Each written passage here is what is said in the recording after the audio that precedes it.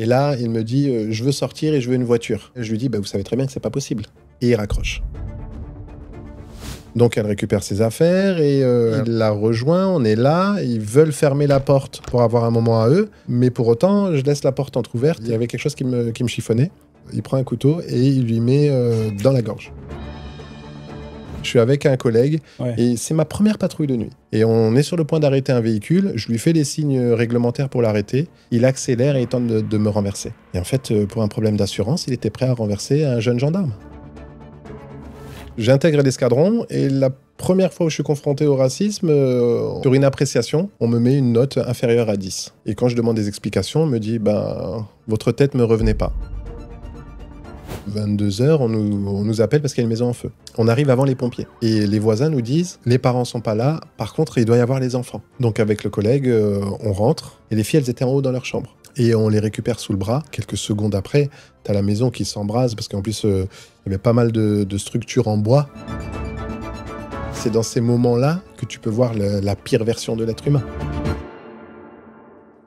Bonjour les amis, j'espère que vous allez bien. Nouvelle vidéo aujourd'hui et mon invité aujourd'hui il est très spécial. On reçoit un homme dont le parcours force le respect. T'as porté l'uniforme pendant 21 ans, dont 15 ans comme négociateur de crise régionale formé par le GIGN. Descente en hélico, interpellation violente, dialogue avec des forcenés, des suicidaires, des otages. T'as vécu vraiment l'extrême. Blessé en mission, témoin de scènes insoutenables, t'as malgré tout cherché à rester humain et continuer à sauver ce qui peut encore l'être. Racisme, injustice, tension, t'as tout vécu aussi. Aujourd'hui, tu retransmets un petit peu cette expérience qui est vraiment hors norme pour ceux qui en ont le plus besoin. Les jeunes, les dirigeants, les écoles, les quartiers. T'es un coach mental, formateur en gestion de crise, t'enseignes le sang-froid, la parole juste et la force tranquille. C'est un parcours vraiment qui, moi, m'a touché. C'est pour ça que je tenais à faire cet épisode avec toi. Est-ce que tu peux, pour ceux qui ne te connaissent pas, te présenter ? Écoute, merci de me recevoir. Donc, moi, c'est Raouf, j'ai 42 ans. Et comme tu as pu le dire, 21 ans de gendarmerie, donc 15 ans de négociateur de crise, avec différentes spécialités au cours de ce parcours militaire. Ouais, l'intro était juste, la présentation était juste, j'ai pas fait de faute. Parfait, t'as tout dit.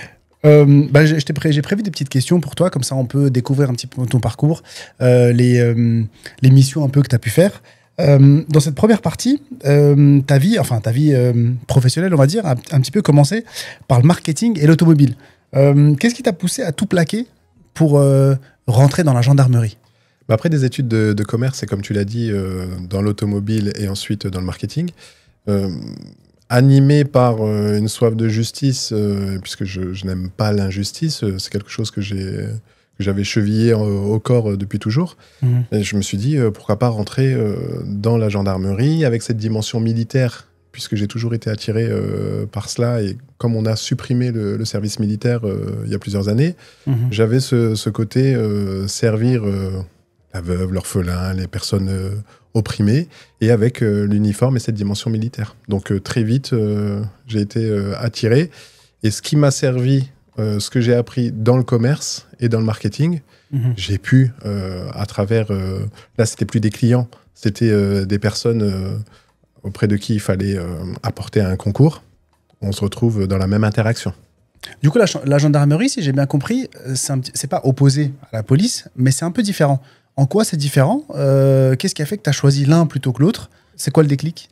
Alors, la différence principale entre la police et la gendarmerie, c'est que la gendarmerie, on a une dimension militaire. Okay. Donc, la police intervient globalement en hypercentre, ce qui représente à peu près 5% du territoire français. Et la gendarmerie occupe du coup tout ce qui est périurbain, voire rural. Donc ça représente 95% du territoire. Donc on a la même délinquance, les mêmes missions, mais on a cette dimension militaire puisqu'on appartient au ministère de la Défense pour emploi au ministère de l'Intérieur. Donc globalement, on est collègues, mais avec des méthodes et des façons de faire un peu plus militaires dans un certain cas. Et c'est quoi alors la différence ? Parce que moi, à l'époque, je recevais, tu sais, on reçoit tous des mails, venez vous engager, etc. Et selon ton niveau d'études, ils te proposaient, par exemple, officier, sous-officier, commissaire dans la police et tout, pour ceux qui avaient des bacs plus 5. Quelle était ta voie à toi, par rapport à tes études, ce que tu as pu faire, par exemple ? Ils t'ont proposé quoi ? T'es rentré en tant que quoi dans moi, je suis rentré en tant que sous-officier. Ok. Tu peux rentrer à partir du bac, mais moi, j'avais un bac plus 2 à ce moment-là. D'accord. Donc, je suis rentré en tant que sous-officier, puisque le terrain, c'est quand même proposé à tout ce qui est sous-officier. Dès que tu passes officier, on est dans l'encadrement, on est dans le commandement, donc les missions terrain ne sont pas les mêmes. Donc moi, j'avais vraiment envie à ce moment-là, à 21 ans, 22 ans, il me fallait de l'action. Donc sous-officier, c'était parfait. Mais justement, pour ceux qui nous regardent et qui ont par exemple envie de rentrer dans la gendarmerie, ne serait-ce que juste ça, mettre un premier pas, qu'est-ce qu'il faut faire? Est-ce qu'il faut avoir un bac+2? Est-ce que le bac suffit? Est-ce qu'on peut directement après le collège ou attendre peut-être 16 ans? Je sais pas. Comment ça marche? Pour l'intégrer un petit peu via un apprentissage, je dis n'importe quoi peut-être, mais tu sais, un truc où tu rentres en tant qu'apprenti, gendarme, je sais pas, volontaire.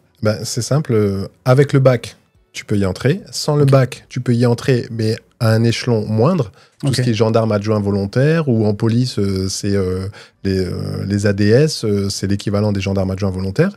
Mais avec le bac, tu rentres à un certain niveau, et si tu as bac +4, +5, tu peux le faire valoir. C'est à chaque fois 3 portes d'entrée. Tu choisis la tienne, tu peux tester et rentrer par la plus grande, en fonction de tes capacités. Mais il y a des plusieurs concours peut-être Il y a des concours. Ouais, parce que là tu oublies le truc. Là, parce que là, j'allais dire, quand est-ce qu'il va parler du concours? Parce que même si tu as un bac +5, bac +3 ou quoi, tu dois quand même passer par des écoles.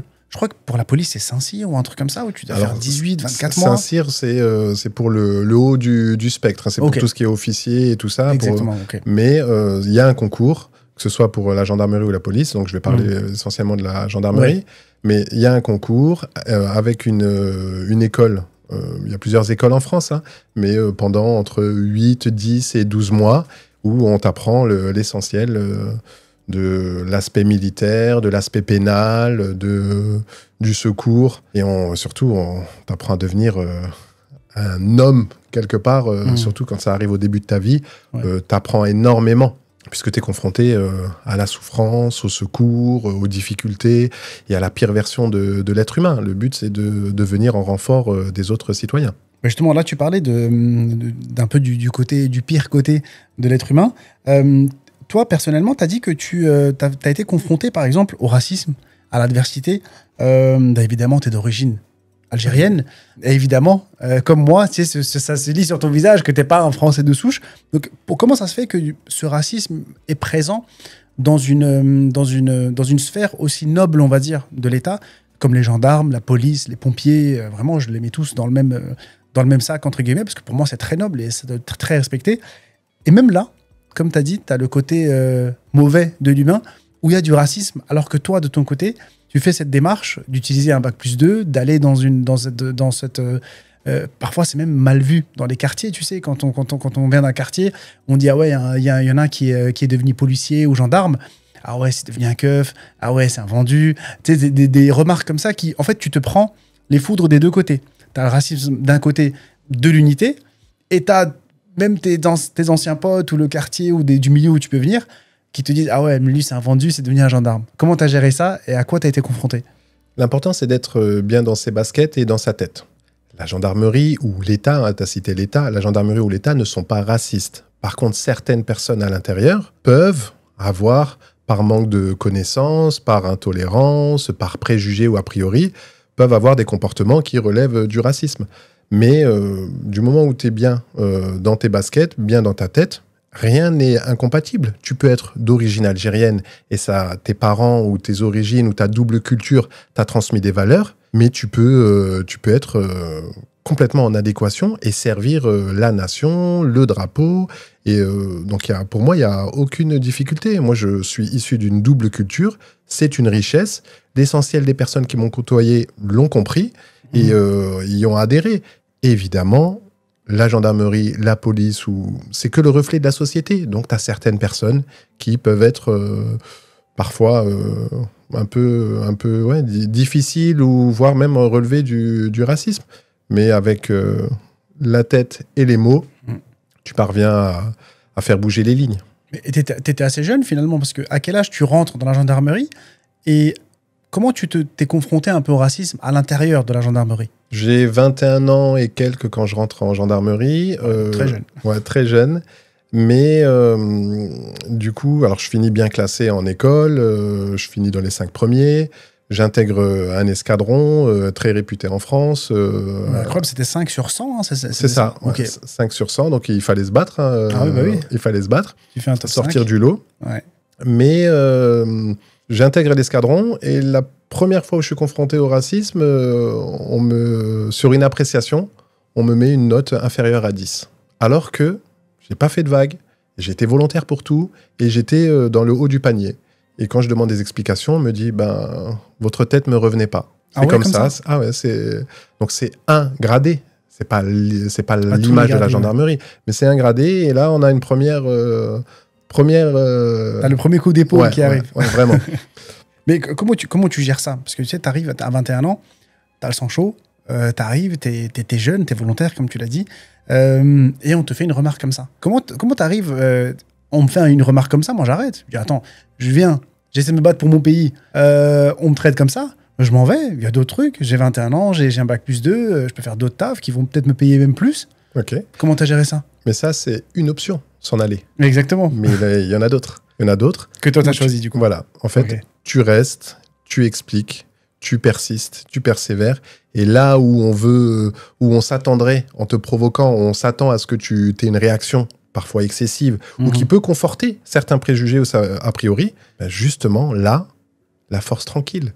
Je vais te montrer que, 1, je vais aller atteindre ce que je veux, et 2, je vais pas avoir une réaction excessive. Si tu as du mal avec moi ou avec ce que je représente, je vais te montrer et t'ouvrir mes bras et te montrer que je ne suis pas ce que tu penses, et ensuite que je vais être un atout, surtout militaire. On fait attention à ce que tu peux représenter et à la force que tu vas amener. Donc à travers une technicité, de l'entraînement, des stats et des standards que j'ai dû monter 2 fois plus pour être pris dans une unité d'élite. Oui, bien sûr. Ok, c'est pas grave, on va le faire. Et si tu me dis que je rentre pas là, rendez-vous dans 6 mois et je remonte les stats. Et c'est ce que j'ai fait, et ainsi de suite, et ainsi de suite. Ouais, à chaque fois. Ouais. Ouais, justement, là, j'avais noté que tu as fini 5e sur 100. Est-ce que tu t'es vraiment senti dès le départ à vouloir faire plus que les autres et que tu étais obligé pour être accepté?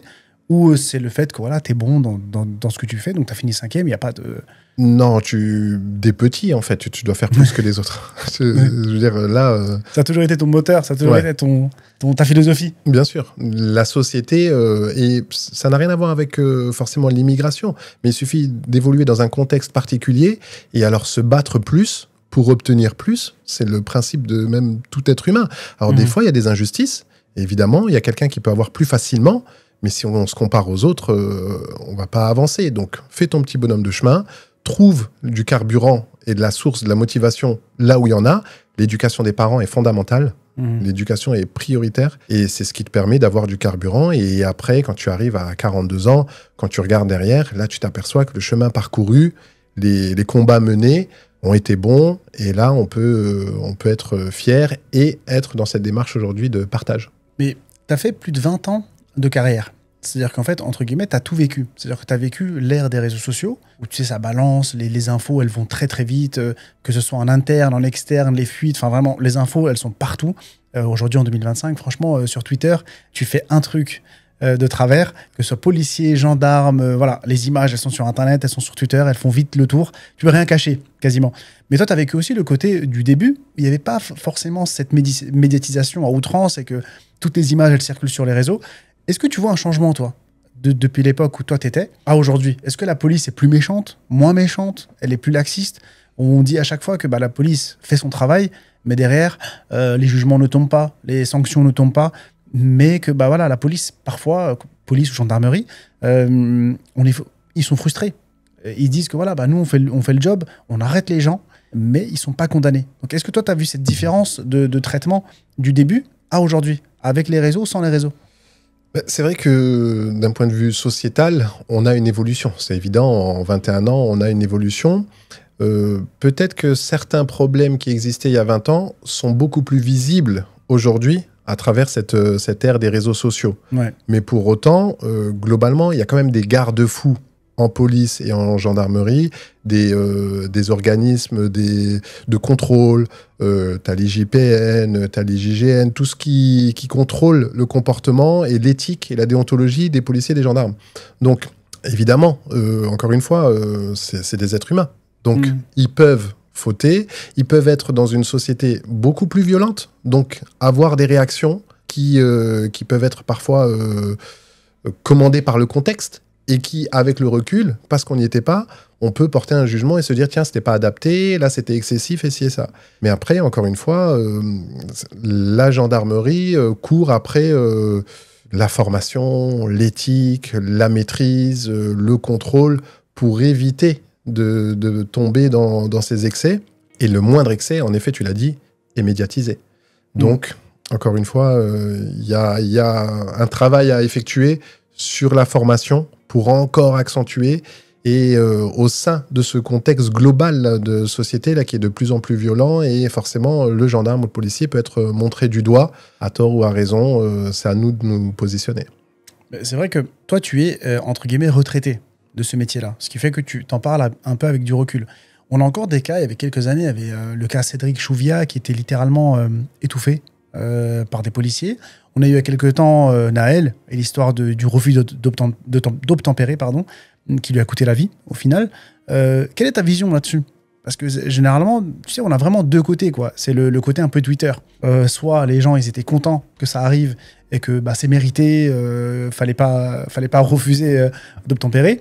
Et tu avais l'autre côté qui souhaitait une condamnation sévère du policier qui a ouvert le feu. Comment tu te situes avec le recul? Comment tu vois ça avec la carrière que tu as? Je pense que déjà, il est important, dans ce genre de situation très particulière, on n'y était pas. C'est une chose, on n'y était pas et on n'a pas tous les éléments, mis à part tout ce qui concerne l'enquête, voilà, et les images. Une image, tu sais très bien, tu es dans les médias, tu sais très bien qu'on peut lui faire dire tout ce qu'on veut. Donc, sans prendre parti, en effet, il faut aller au bout de l'enquête et il y a des situations difficiles. Moi, je m'efforce de rester neutre par rapport à ça. Évidemment, c'est triste parce que dans un cas, il y a des vies qui disparaissent. Dans d'autres cas, il y a des comportements, des attitudes qui, avec le recul, on aurait pu agir autrement. J'imagine que ceux qui sont auteurs de ces drames se disent aussi avec le recul, tiens, on aurait pu faire autrement si on avait pu. Et on parle de un cas, 2 cas, ça représente 5% des interventions. Tous les jours, il y a des interventions qui ne font pas l'objet de l'actualité et qui se passent bien. Donc, rien n'est évident. Et tant qu'on n'est pas dans le secret de l'enquête, enfin, moi, j'ai défendu le drapeau pendant plusieurs années. Donc, je fais confiance aux magistrats qui sont indépendants. Je fais confiance aux enquêteurs qui font leur boulot du mieux du monde. Évidemment, c'est toujours des sujets qui vont aller chercher et piquer certaines personnes dans leur sensibilité. On a le droit d'avoir un avis, mais il faut quand même laisser une certaine sérénité pour que les choses et que la vérité apparaissent. Il faut garder une certaine distance et un calme par rapport à ce genre de situation. Non, avec la médiatisation, comme on l'a dit tout à l'heure, c'est très difficile parce que tu vois l'image, tu vois que le jeune il part et que tu vois les tirs. Enfin voilà, c'est vraiment les images, elles sont... En même temps, elles sont floues. En même temps, tu vois ce qui se passe. Et c'est vrai que sur Twitter, ça condamne tout de suite, quoi. Donc, il n'y a pas le temps même de réagir. Tu dois condamner, alors que la justice n'a même pas encore fait le travail. Tu dois absolument condamner. Mais c'est vrai que c'est la police à chaque fois. Est-ce qu'en gendarmerie, ça vous est déjà arrivé, ce genre de délit qui, au départ, c'est juste un refus d'obtempérer, mais derrière, en fait, ça enchaîne avec des cas bien plus graves, comme ce cas-là? Est-ce que ça vous est déjà arrivé? Ce qui arrive à la police arrive aussi à la gendarmerie. Okay. On est confronté à la même délinquance, aux mêmes situations. Donc, et puis, la délinquance ne se cantonne pas à « je reste en ville » ou « je vais dans du rural ». Elle circule et donc on est confronté à la même délinquance. Donc, ce qui peut arriver aux collègues policiers arrive aux collègues gendarmes, exactement dans les mêmes proportions globalement. Et c'est exceptionnel ce genre de situation. Donc, c'est jamais évident. Et encore une fois, il faut se garder de réagir avec émotion. Tu as eu à gérer ce genre de cas dans ta carrière? Bien sûr, des refus d'obtempérer.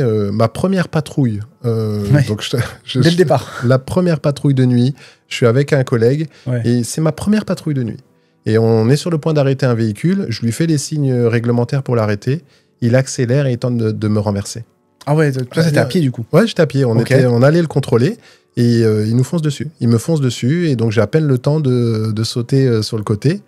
Et on monte dans la voiture, on le poursuit, on le rattrape. Et en fait, pour un problème d'assurance, il était prêt à renverser un jeune gendarme. C'était ma première nuit, bienvenue dans l'institution. Mais c'est fou, vous l'avez rattrapé, c'est-à-dire avec quel genre de véhicule? Parce que généralement... Il avait, c'était un petit véhicule, une petite citadine.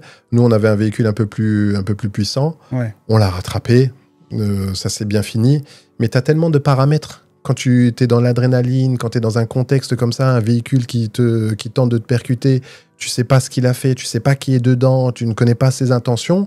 Forcément, tu montes en intensité et tu te dis, est-ce que je vais faire usage de mon arme? Est-ce que je vais le percuter avec le véhicule? Qu'est-ce que je dois faire pour être dans les clous? Jusqu'où ça va aller? Est-ce qu'il va percuter quelqu'un d'autre? Ce qui est déjà arrivé, on a déjà poursuivi les courses-poursuites ne sont pas autorisées, mais on a déjà allé derrière un véhicule pour donner sa direction de fuite et en tout cas pour reprendre les éléments. Et dans sa fuite, le véhicule renverse quelqu'un ou percute d'autres véhicules. Et c'est toujours la préoccupation des forces de l'ordre de stopper quelque chose qui est en cours et qui peut dégénérer dans des proportions qui nous échappent. Tu as dit un truc hyper important. Tu as dit les courses-poursuites sont interdites. Qu'est-ce que ça veut dire concrètement? Parce que vous l'avez quand même poursuivi au final. Ouais. C'est quoi la différence? Le but, c'est de ne pas rajouter de la panique à quelque chose, à une situation qui est déjà difficile. Quand tu as une personne qui s'enfuit en véhicule, l'idée, c'est de le rattraper, de faire cesser une infraction en utilisant le deux-tons, le gyrophare, ok. Mais l'idée, c'est de principalement donner sa direction de fuite et pour éviter de partir et de se transformer en Fast and Furious, tout le monde se suit, tout le monde percute et tout ça. Parce que alors, la réglementation tend à changer, mais l'idée, c'est de donner une direction de fuite. On a un maillage et d'autres unités qui peuvent interpeller, qui peuvent être sur le chemin. On effectue un barrage, on utilise des moyens d'interception.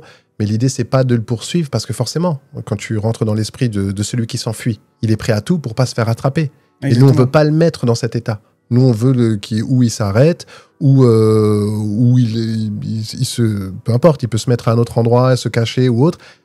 À un moment, on finit par le rattraper. Donc, le but, c'est pas de mettre de la précipitation et de le faire prendre des risques parce qu'on pense aux autres riverains. À la limite, si lui arrive quelque chose seul, c'est pas ce qu'on veut, mais le but, c'est de pas rajouter de la panique, de la précipitation, de la mise en danger d'autrui dans une situation qui est déjà compliquée. Mais en gros, ton but, par exemple, là, tu as dit que c'était un petit véhicule, mais prenons un plus gros véhicule, plus puissant que ce que vous avez. Le but, c'est quoi? C'est juste de prévenir les autres et d'essayer de faire des sortes de grilles où il y a un moment où vous dites, franchement, laisse tomber. C'est bon, j'ai la plaque, on verra plus tard. Si on a la plaque, souvent, ça sert à rien de prendre des risques. Et s'il voit qu'on n'est pas derrière lui, nous, on a pris la plaque, on va mener des investigations, il y a des caméras de vidéosurveillance, il y a tout ce qu'il faut. Il y a peut-être des témoignages et ainsi de suite. Lui, il va voir que derrière, il n'y a plus personne, il va ralentir et il va arrêter de prendre des risques. Nous, quelque part, on a déjà fait redescendre une tension. Ouais. Donc, si on a la plaque, c'est déjà très bien. Si on a un modèle de véhicule, ok, c'est très bien. Et après, dans le cadre d'une surveillance, il y a bien quelqu'un qui va le contrôler ou qui va le voir. Après, c'est le principe des investigations. Ouais, donc aujourd'hui, en fait, le but, c'est pas de rentrer là-dedans. Parce qu'on voit des fois, sur les réseaux sociaux, des courses-poursuites, que ce soit aux États-Unis ou dans d'autres pays, où il y a des voitures un petit peu blindées qui sont là pour cogner, quoi. Oui. Et ils suivent, ils cognent exprès à des endroits peut-être stratégiques pour absolument arrêter ce véhicule. Des fois, je me dis, attends, mais il est en train de le courser. Ça va vite, ils sont sur l'autoroute, ils cherchent absolument à le cogner, peut-être à plusieurs des fois.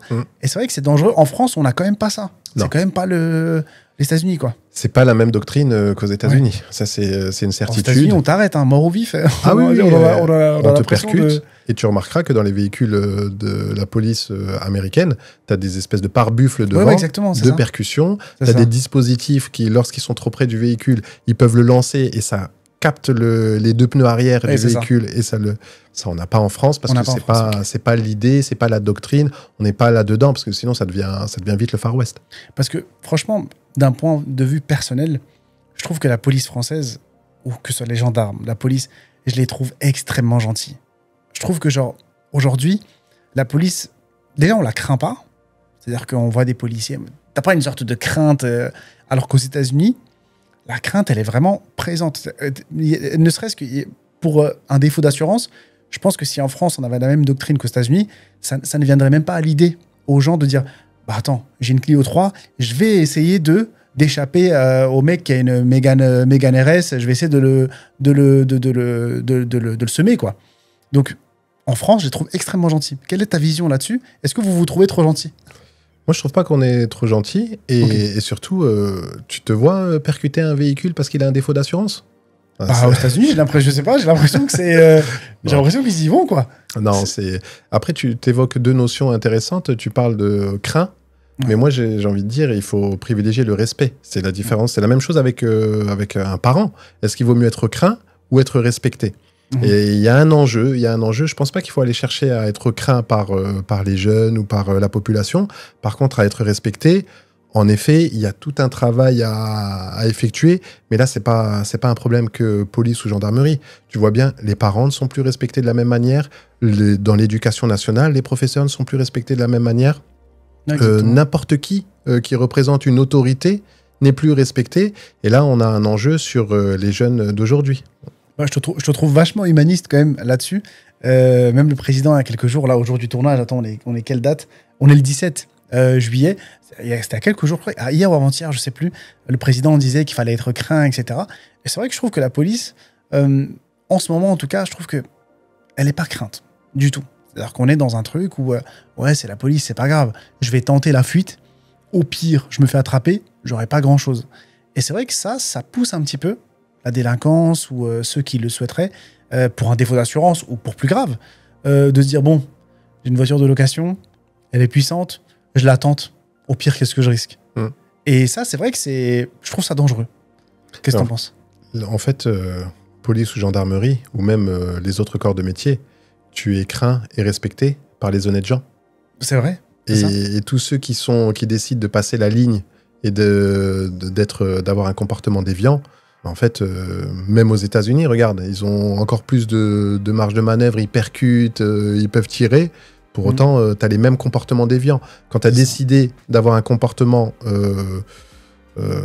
déviant, comme je le redis, ben, tu vas l'avoir. Peu importe en face l'intensité avec laquelle on va te gérer.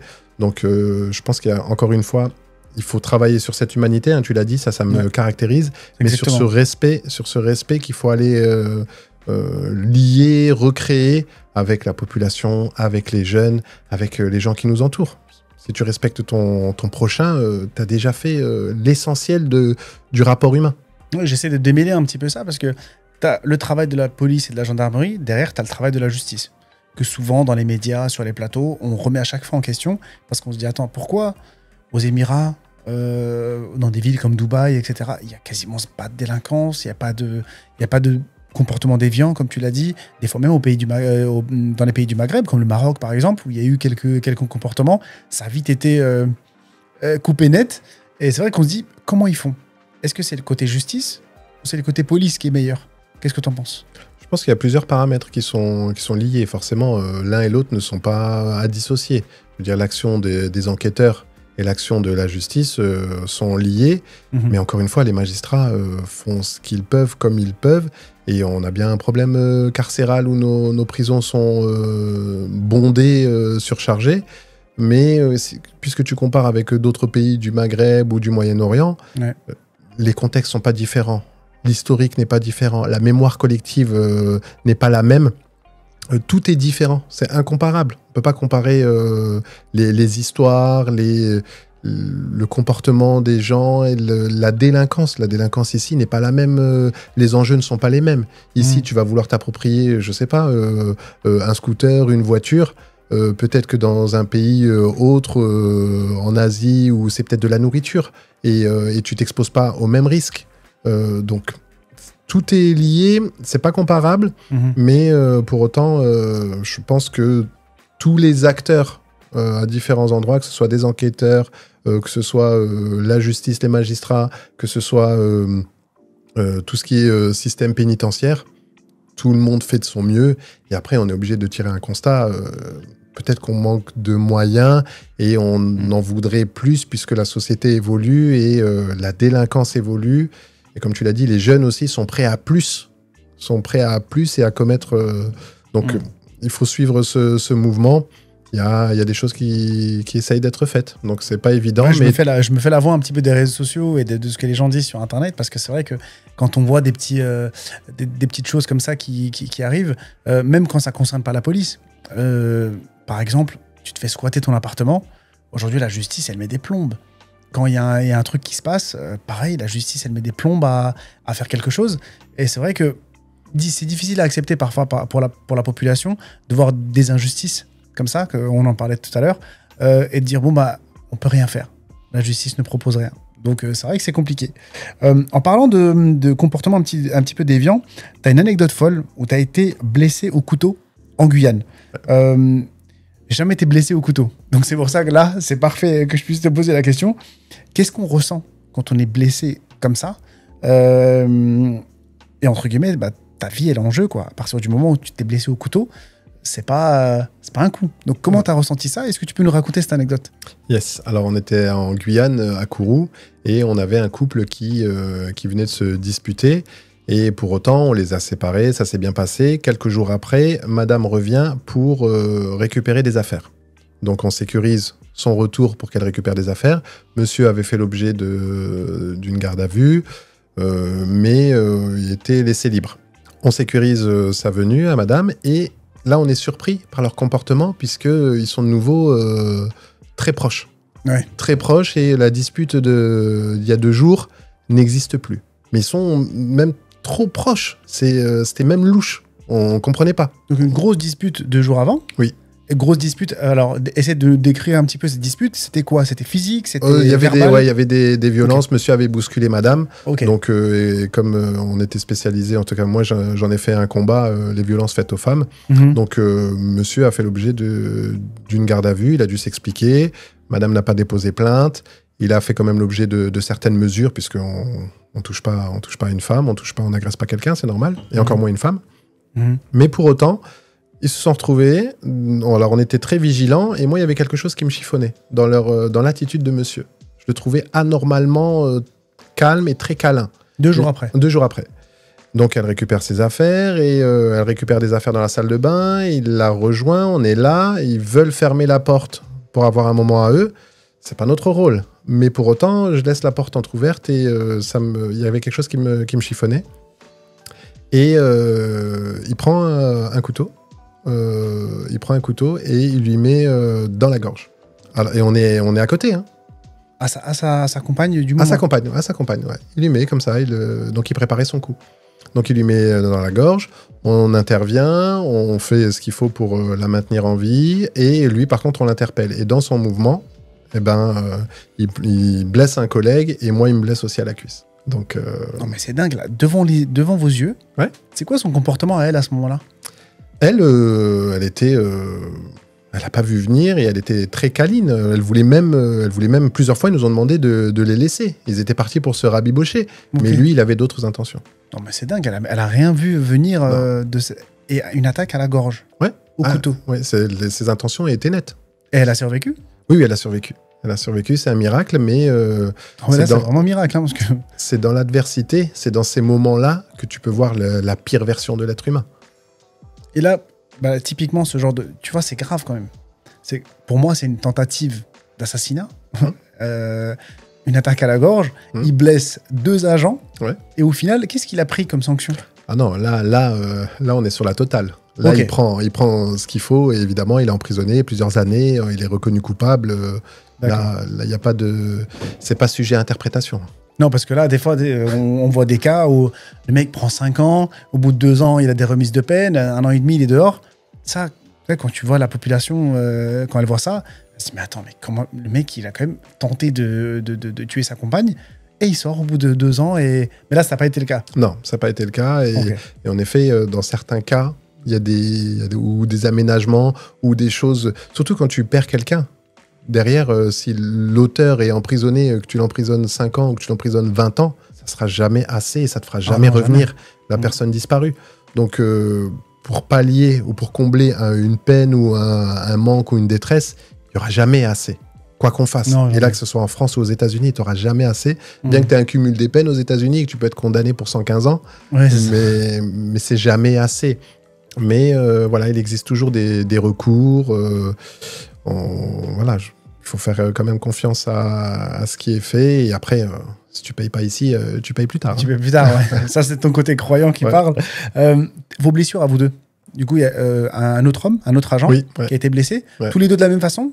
Quelle a été ta blessure à toi? Moi, c'était au niveau de la cuisse. J'avais une entaille. Okay. Et lui, c'était au niveau du bras. Et forcément, comme on est sur des personnes qui avaient une hygiène de vie pas top, notamment des hépatites, ben nous, derrière, c'est traitement, trithérapie. On était sous surveillance pendant plusieurs semaines pour une entaille, puisqu'on avait une exposition au sang, puisqu'elle venait d'être blessée, avec son sang. Couteau, mais oui. C'est le même couteau. Donc nous, on a une exposition. Et alors, qu'est-ce que... Résultat final, ça a été? Si on est là, c'est que ça va. Non, mais t'as pas eu une infection, t'as pas dû prendre un traitement plus long. Non, ça a été... C'était par sécurité, quoi. Ouais. Mais en plus, tu sais que cette blessure, on l'a pas sentie tout de suite. Ah, puisqu'on était avec l'adrénaline, entre interpeller monsieur, faire un point de compression à madame et appeler les secours, alors qu'on était 3. On a deux situations. On a monsieur interpellé, madame à secourir. La blessure, c'est à la fin, quand on s'est aperçu qu'il y avait plus de sang que prévu. Et tiens, il y a le nôtre, quoi. Ouais. Sinon, tu sens pas la douleur. Et ça, c'est le stimulus visuel. C'est quand tu vois que ton cerveau se dit, tiens, là, cette blessure-là, je ressens la douleur et je comprends ce qui se passe.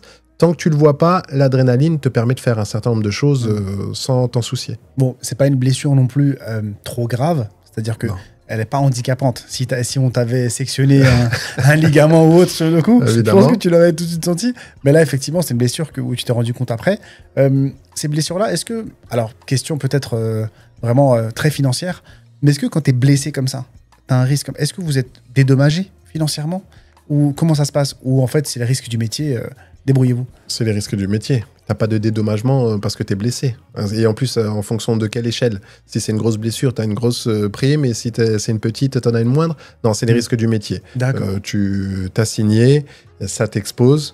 Mais quand tu fais des déplacements, j'ai pu aller en Guyane, en Martinique, en Réunion, en Corse, en Nouvelle-Calédonie, à Tahiti. T'as une petite prime parce que t'es en éloignement de ta famille et t'es parti pendant 3 mois ou 4 mois. D'accord. Mais sinon, c'est les risques du métier. Et en termes d'équipement alors? Parce que souvent, quand il y a une intervention, bon, vous êtes très très bien équipé, mais là, il n'y avait pas lieu d'être. Là, vous n'avez rien prévu, quoi? Non, là, c'était pas prévu. Un petit pantalon simple. Ouais, un petit pantalon simple. Pas de protection, rien. T'as ton gilet pare-balles, t'as ton armement, t'as ton ceinturon, tes menottes, tout ce qu'il faut. Mais t'as rien qui protège de l'arme blanche au niveau des cuisses, du cou, des bras, ton gilet pare-balles. Et encore, le gilet pare-balles ne retient pas l'arme blanche. Ça traverse. Je me dis, là, t'as été sectionné, je me dis peut-être qu'il y a un pantalon ou un vêtement qu'on peut pas... Pas encore. Encore. Des choses en Kevlar ou en tout cas... Ouais, voilà, par exemple. Ouais. Pas encore. Peut-être trop lourd, je sais pas. Ouais. Mais bon, en tout cas, voilà. Suggestion, si quelqu'un nous regarde. Ça va venir. Voilà. C'est en cours, ça va venir. Et ouais. Et dans certains cas ou dans certaines unités ou dans certaines situations, comme nous, quand on sait qu'on va être exposé à des armes blanches, on avait des gants spéciaux pour éviter les coupures. Donc la technologie existe et en fonction des contextes, ça tend à être utilisé de plus en plus. Et là, effectivement, bon, là, c'est un peu... c'était une petite blessure. Mais là, on va parler de ton anecdote où il y avait 2 fillettes dans une maison en feu. Donc là, j'ai envie de dire, t'es pas pompier? Non. Qu'est-ce qui se passe? On est appelé pour une maison en feu dans le Nord. J'étais en escadron pendant plusieurs années, pendant 8 ans, près de Lille. Okay. Et lors d'une patrouille, il est 22h, on nous appelle parce qu'il y a une maison en feu. On arrive avant les pompiers. Et les voisins nous disent, les parents sont pas là, par contre, il doit y avoir les enfants. Parce que les voisins, entre eux, ils savent. Ouais. Et personne n'ose rentrer. Et nous, on est là, les pompiers, mais ils sont pas là. Voilà, ils n'arrivent pas. Est-ce qu'ils vont arriver dans quelques... Et pourtant, les pompiers arrivent toujours très rapidement. On peut saluer leur boulot. Ils arrivent dans les 8 minutes, 10 minutes, ils sont là. Mais pour autant, il fallait rentrer. Donc, avec le collègue, on rentre. Alors tu commences à avoir des fumées, tu commences à avoir des flammes, et tout se passait dans un angle de la maison, en bas à droite, et donc ça commençait à prendre. Et les filles, elles étaient en haut dans leur chambre. Elles étaient en haut dans leur chambre, on rentre, on appelle, on les appelle par leur prénom, et on entend sangloter, on entend pleurer, on les entend crier, et en fait, on arrive à monter en haut, et tu fais tout en apnée, et l'adrénaline te fait faire des choses incroyables, et on les récupère sous le bras, et on sort avec, et... Quelques secondes après, tu as la maison qui s'embrase parce qu'en plus, il y avait pas mal de structures en bois. Ça s'est joué à quelques minutes, alors un peu intoxiqué mais, par les fumées. Mais sinon, les petites, si on attendait l'arrivée des pompiers, on pouvait plus les récupérer. Et Et encore une fois, en termes d'équipement, il n'y a pas d'équipement, quoi. Ah non, là, alors... Pas de masque, rien, on fonce dedans, t'es allé en héros, quoi. Pas en héros, mais en tout cas, t'as la civil, peur. Franchement, quasiment. En civil, mais on a des actions, on le voit dans les médias, on a des personnes qui ont des civils, qui ont des actions comme ça, qu'on peut considérer comme héroïques. Mais c'est du citoyen, en fait. Tout le monde a quelque chose en lui pour aller aider dans une situation, dans l'urgence. Tu sais pas comment tu vas réagir instinctivement tant que tu n'es pas confronté à la situation. Donc, il suffit qu'on t'expose à quelque chose et tu peux révéler une capacité incroyable. La peur, c'est une des émotions principales, mais le courage, c'est une décision. Et là, on est plusieurs, sans être force de l'ordre, on est plusieurs êtres humains ou citoyens à faire preuve de courage. Et tu as des personnes qui sont courageuses, je pense notamment aux femmes aussi, qui sont courageuses tout le temps, dans la vie, tous les jours. Donc, c'est à la portée de tout le monde. Et en termes de process et de je sais pas, de règles que vous avez, c'était autorisé ce que tu as fait ou disons que il est conseillé d'attendre les pompiers. Il est conseillé, mais c'est pas obligatoire. Il est conseillé d'attendre les pompiers, c'est vraiment ce qu'on préconise. C'est un conseil de sécurité. Attendons les pompiers, n'allez pas vous exposer, puisqu'on peut très bien se retrouver avec un bilan de fillettes, de gendarmes morts à l'intérieur. C'est ça. Ça peut être ça. Ouais. Mais au bout d'un moment, il y a la règle et il y a l'interprétation de la règle. Ouais, donc si tu le fais, t'es pas viré pour autant. Non, t'es pas. Si ça se passe bien, t'es récompensé, t'es un héros. Si ça se passe mal, il faut s'expliquer. Il faut s'expliquer si t'es encore là pour t'expliquer. Mais globalement, je veux dire, c'est le bon sens. Personne va t'en vouloir d'avoir tenté une action qui consiste à sauver la vie, quoi. Ok, non, mais c'est déjà bien parce qu'il y a des fois, on a des process, des trucs, t'as pas respecté. Ouais. T'es quand même puni, quoi, même si ça se passe bien. Oui, mais après, encore une fois, si t'es persuadé d'avoir fait la bonne chose, même si t'es puni, ok, j'ai les épaules larges. Si je suis dans le vrai et si je suis persuadé d'avoir été dans le bon sens, c'est pas grave. Alors ouais, c'est vrai que c'est des situations qui ne sont pas normalement pour les gendarmes, mais effectivement, tu les as vécues. Et t'as une autre anecdote où t'as maintenu des viscères d'une femme dans son ventre. Là, il y a une limite quand même. C'est que avant, t'étais pas pompier. Maintenant, t'es pas soignant. Donc, qu'est-ce que c'est que cette anecdote? Raconte-nous. Alors, on était en train de remonter. On était tous éparpillés sur des unités dans le sud et on remonte en convoi pour aller sécuriser un 14 juillet. Donc, on remontait sur Paris. Okay. Et sur le trajet, 2 véhicules devant nous. On a une voiture, je me rappelle, c'était une 306 bleu ciel et on a 2 personnes âgées à l'intérieur. Ça t'a marqué? Ça m'a marqué. Et en fait, madame avait le bras à l'extérieur puisqu'il faisait chaud, les fenêtres étaient ouvertes. Et à un moment, monsieur, on voit qu'il semble s'endormir et en tout cas, il percute la glissière et ça fait une tête à queue. Et voilà ce qu'il en est. Ils sont accidentés et on est juste derrière. On s'arrête, on va à leur contact, on fait en sorte d'ouvrir le capot et de débrancher la batterie pour éviter les risques. Monsieur avait pris un choc et donc il était ouvert ici. Et madame, particularité, comme elle avait un peu de poids, la ceinture, je ne sais pas comment elle a fait, mais la ceinture lui a ouvert le ventre. Et donc, du coup, elle avait des viscères qui sortaient quand on est arrivé. Mais c'était pas ça le plus choquant. Parce que là, à la limite, sous les vêtements, t'as du sang, tu vois que ça sort, ok. C'était son bras. Son bras était ouvert, mais décapsulé comme une boîte de conserve, avec l'os en dessous, parce qu'il avait heurté la glissière. Et elle avait plusieurs fractures. Elle avait le bras dehors ? Exactement. Elle avait plusieurs fractures au niveau du poignet et elle sentait que la fracture du poignet. Elle disait « j'ai mon poignet qui pique et qui brûle ». Elle n'avait pas vu son bras qui était ouvert jusqu'à l'os et elle n'avait pas senti les viscères. Alors nous, analyse rapide, le poignet ça va aller, ça c'est une plaie, ok, on referme comme on peut, on met un linge. Par contre les viscères, s'ils finissent par tous sortir, là tu récupères pas et elle peut en mourir. Donc tu prends ce que tu peux comme tu peux avec une serviette qu'ils avaient et tu maintiens comme ça. Et tu lui parles. J'avais un collègue qui lui maintenait le visage et la tête en arrière. On lui parlait pour pas qu'elle perde connaissance. Et tu maintiens un maximum. Très vite, sur l'autoroute, on avait donc un médecin qui était derrière qui s'est arrêté. Et après, les secours sont arrivés et on a pu sauver cette dame. Au final, attends, l'accident n'était pas si grave que ça. Non. C'est-à-dire que tu es dans une voiture assez récente. Ouais. Tu tapes un rebord, bon, c'est pas grave, tu fais pas de tonneau, il n'y a rien. Mais il y a des circonstances comme ça qui font qu'en fait, ça devient grave. C'est ça. La main dehors par la fenêtre, voilà, ne le faites pas. Ouais. Après cette anecdote, ne mettez pas la main dehors. Donc elle tape avec la main. Et en plus, tu as la ceinture qui l'ouvre. Ouais. Ouais. Donc, est-ce qu'elle avait sa ceinture correctement ou elle avait juste le bas-ventre, peut-être? Je sais pas si elle avait un usage réglementaire de la Ouais. ceinture, mais vu la blessure, il y avait peut-être quelque chose. Après, on n'a pas eu la suite, mais peut-être qu'elle a été fragilisée déjà par quelque chose, ou peut-être par une opération précédente. Mais je peux te dire que des viscères, et on a plusieurs mètres, des viscères dehors, tu sais que l'enjeu, il faut pas que ça sorte, quoi. Ça l'a Tu coupé, sais, ouais. Ouais, vraiment, ça c'était impressionnant. Mais là, Parce que comment ça se passe alors? Parce que là, vous tenez. Ouais. Jusqu'à quand? Ben, ça a duré 5-10 minutes. Ah, quand même. Ah ouais, là, tu tiens, tu lui parles, et l'enjeu prime sur ton stress, prime sur le contexte, prime sur tout. Là, tu te dis, tu peux... Alors, la vue du sang, la vue des viscères, c'était la première fois que je voyais des viscères sortis. T'es en tout cas, t'es je suis toujours un pas être humain. soignant, t'es pas pompier de Paris, il Voilà. n'y a pas de... Donc là, Et ça, la nuit? Ouais, et ça, non, ça c'était en plein jour. Ah, en plein jour, Ouais, ok. c'était en plein jour, donc tu peux pas rater les détails, tu les as. Ouais, Et justement.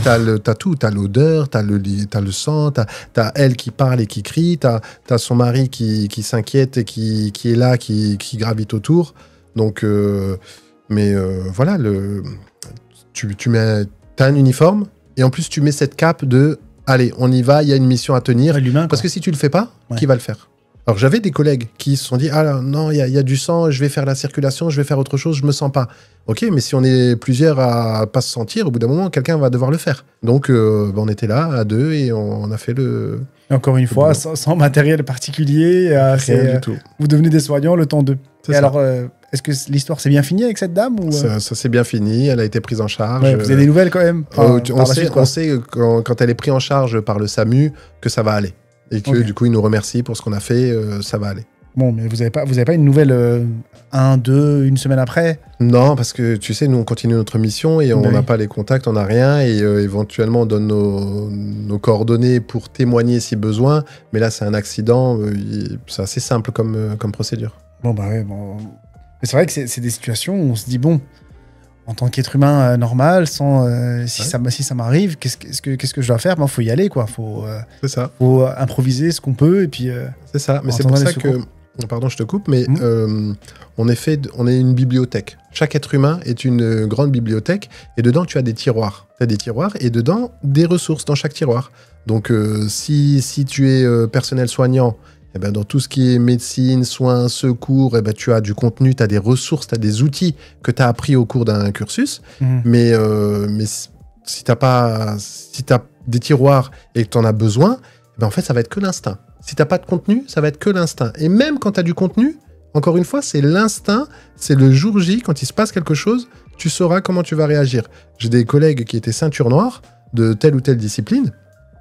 Le jour J, il se passe quelque chose, ils ont pu être inhibés, tétanisés, ne pas avoir la bonne réaction, alors que sur un tatami avec le kimono, c'était des ceintures noires. Donc tant que tu n'es pas confronté à une situation, tu ne sais pas si tu vas pouvoir mobiliser toutes tes ressources.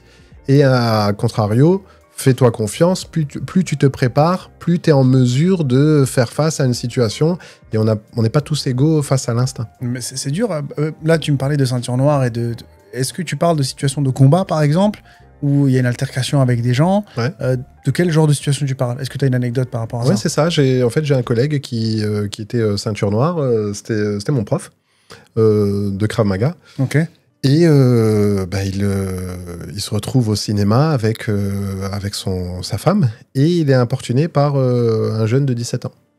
Et là, parce qu'il y a sa femme, parce qu'il est hors cadre du dojo et de tout cet environnement, eh ben, les premières secondes, les 20 secondes premières, là, il était tétanisé, il ne savait pas comment réagir. Alors que la ressource, il l'avait. Il aurait pu, en un mouvement, le neutraliser.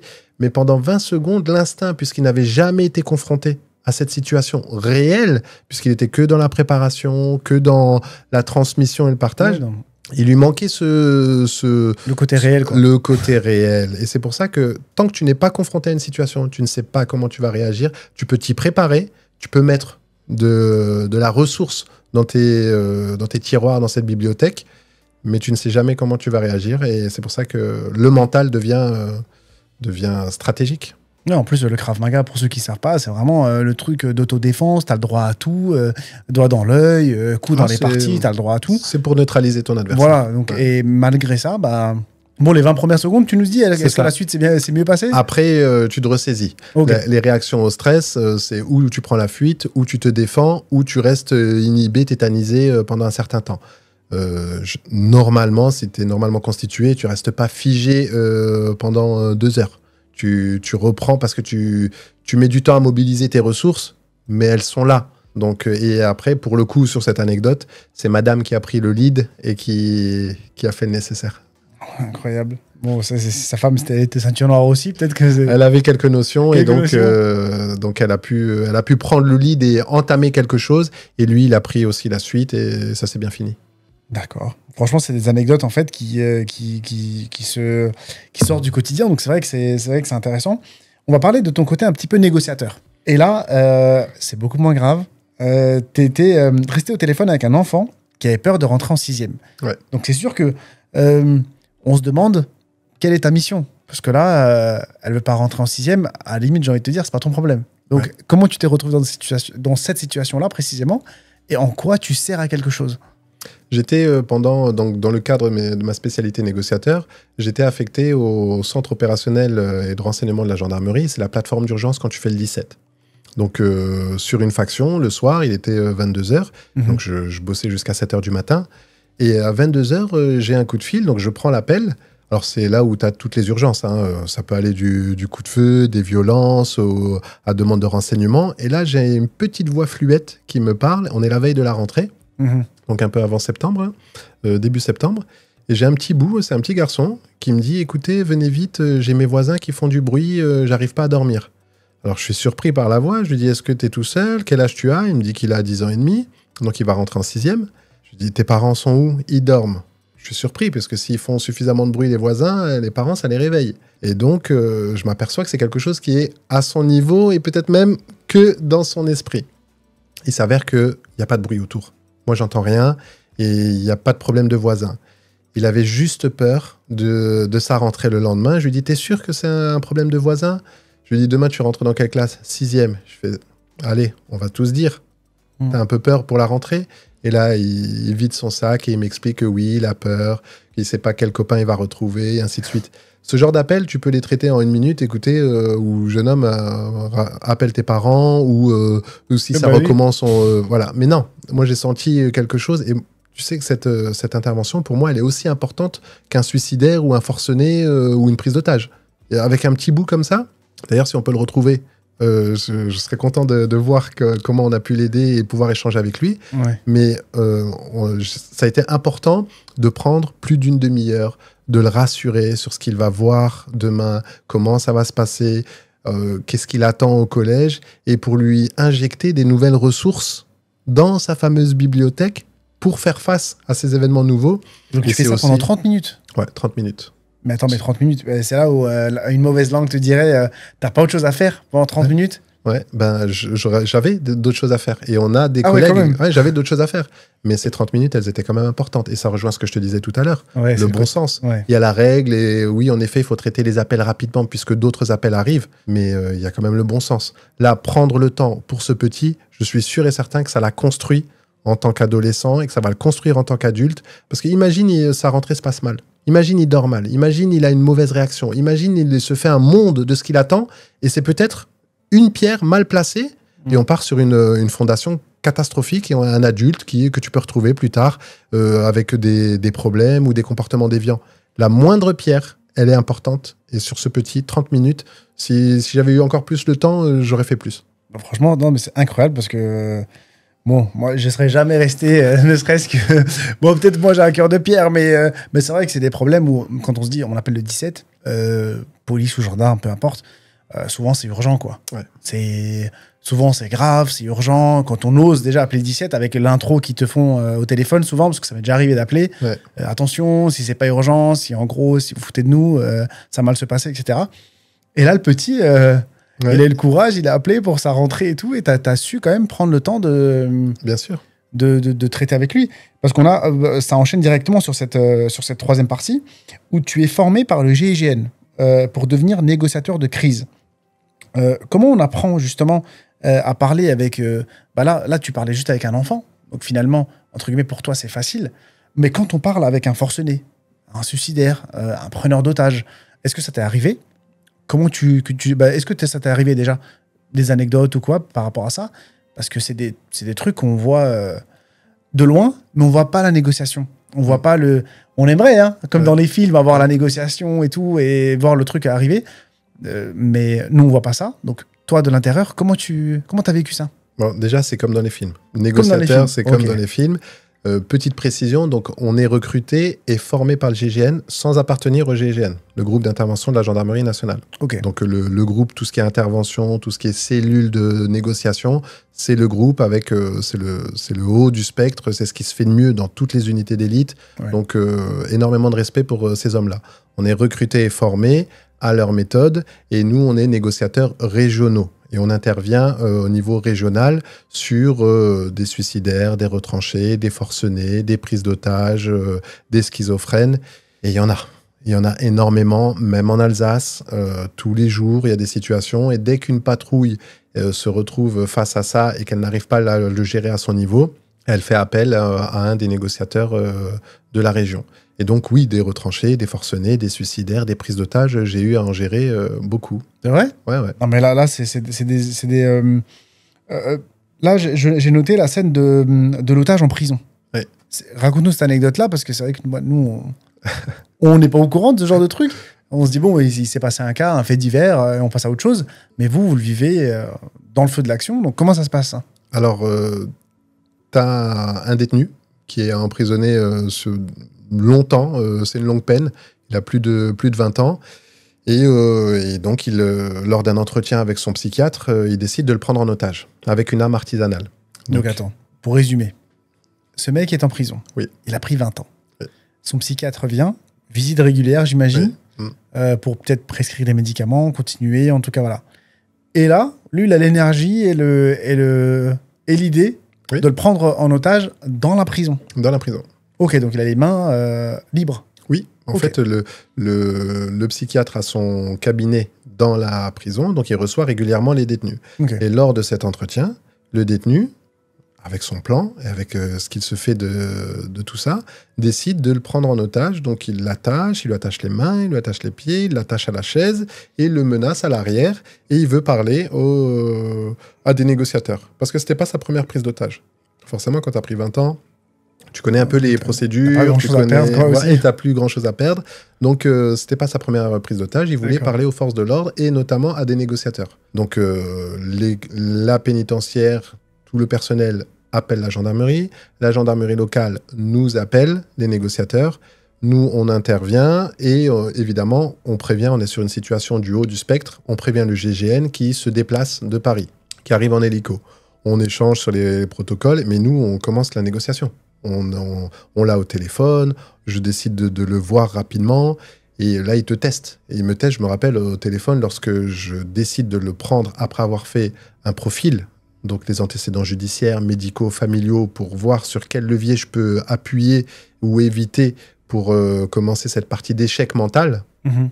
Je l'appelle, et là, il me dit, je veux sortir et je veux une voiture. Donc, il te fait la demande comme aux États-Unis. Hein, oui. Et je lui dis, vous savez très bien que c'est pas possible. Et il raccroche. Et là, j'ai tout le monde tous ceux qui sont là, les autorités, la famille du psychiatre qui était là, qui nous voyait sous une vitre sans teint, tout le monde qui panique. Même mes collègues qui me disent, mince, il va s'en prendre au psychiatre. Mais là, de ce que j'ai évalué dans son profil, il n'y a pas de raison qu'il s'en prenne maintenant. Il voulait absolument parler aux négociateurs. Il fait cette démarche parce qu'il a un enjeu. Et on a les enjeux visibles et on a les enjeux cachés. Et en fait, il avait des revendications. Il avait un message à faire passer. Il n'y avait aucune raison, après le mal qui s'est donné, de tout de suite mettre fin à la vie du psychiatre. Donc, je ne l'ai pas rappelé.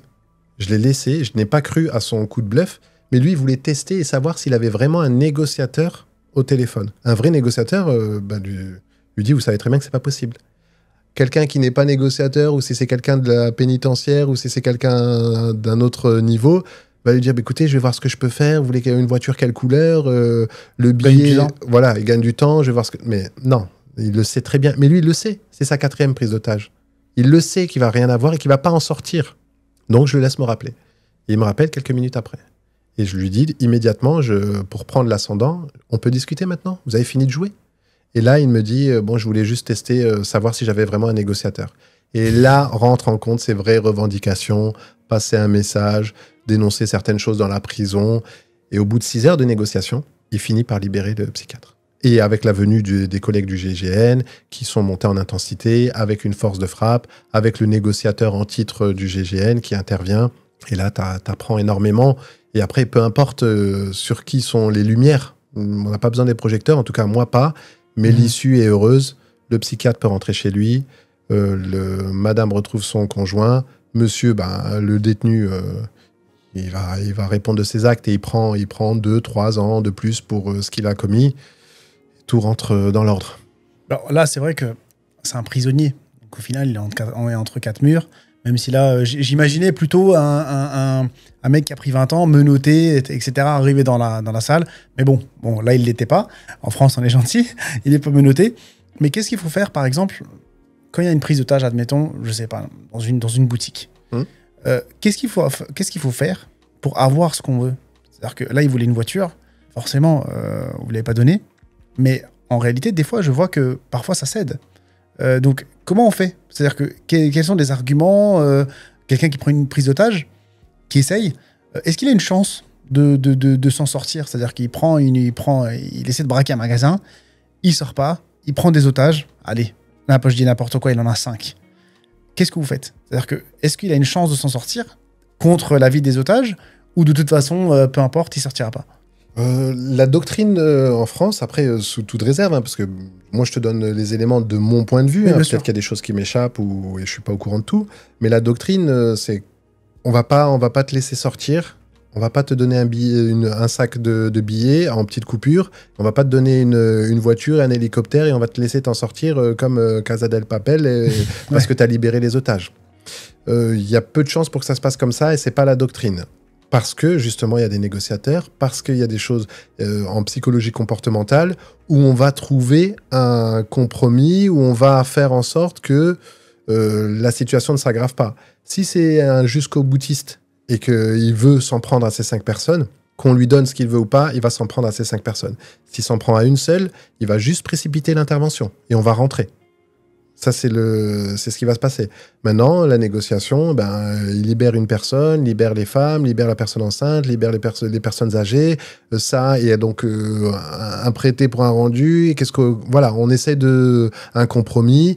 Et après, il y a toujours un élément déclencheur, il y a toujours un enjeu. Pourquoi il fait ça? Est-ce que c'est la recherche d'un butin? Parce qu'il voulait il voulait voler quelque chose? Et à ce compte-là, lui, il veut absolument s'échapper. Donc, on peut lui laisser l'illusion de cette sortie tant qu'il libère les otages. Donc, ok, vous voulez partir?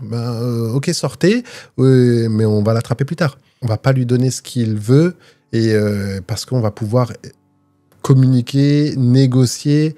On va toujours trouver un terrain d'entente, sauf si tu as des personnes déterminées, mais à ce compte-là, ils n'attendent pas qu'il y ait un négociateur en face d'eux. S'ils veulent commettre l'irréparable, ils le feront avant que tu arrives. Mais souvent, il y a des cas de prise d'otage un peu graves qu'on a eu, l'hypercachère, par exemple, ou des situations qui ne me viennent pas tout de suite, mais des situations hyper graves. Le Bataclan, c'est pas une prise d'otage, c'est autre chose.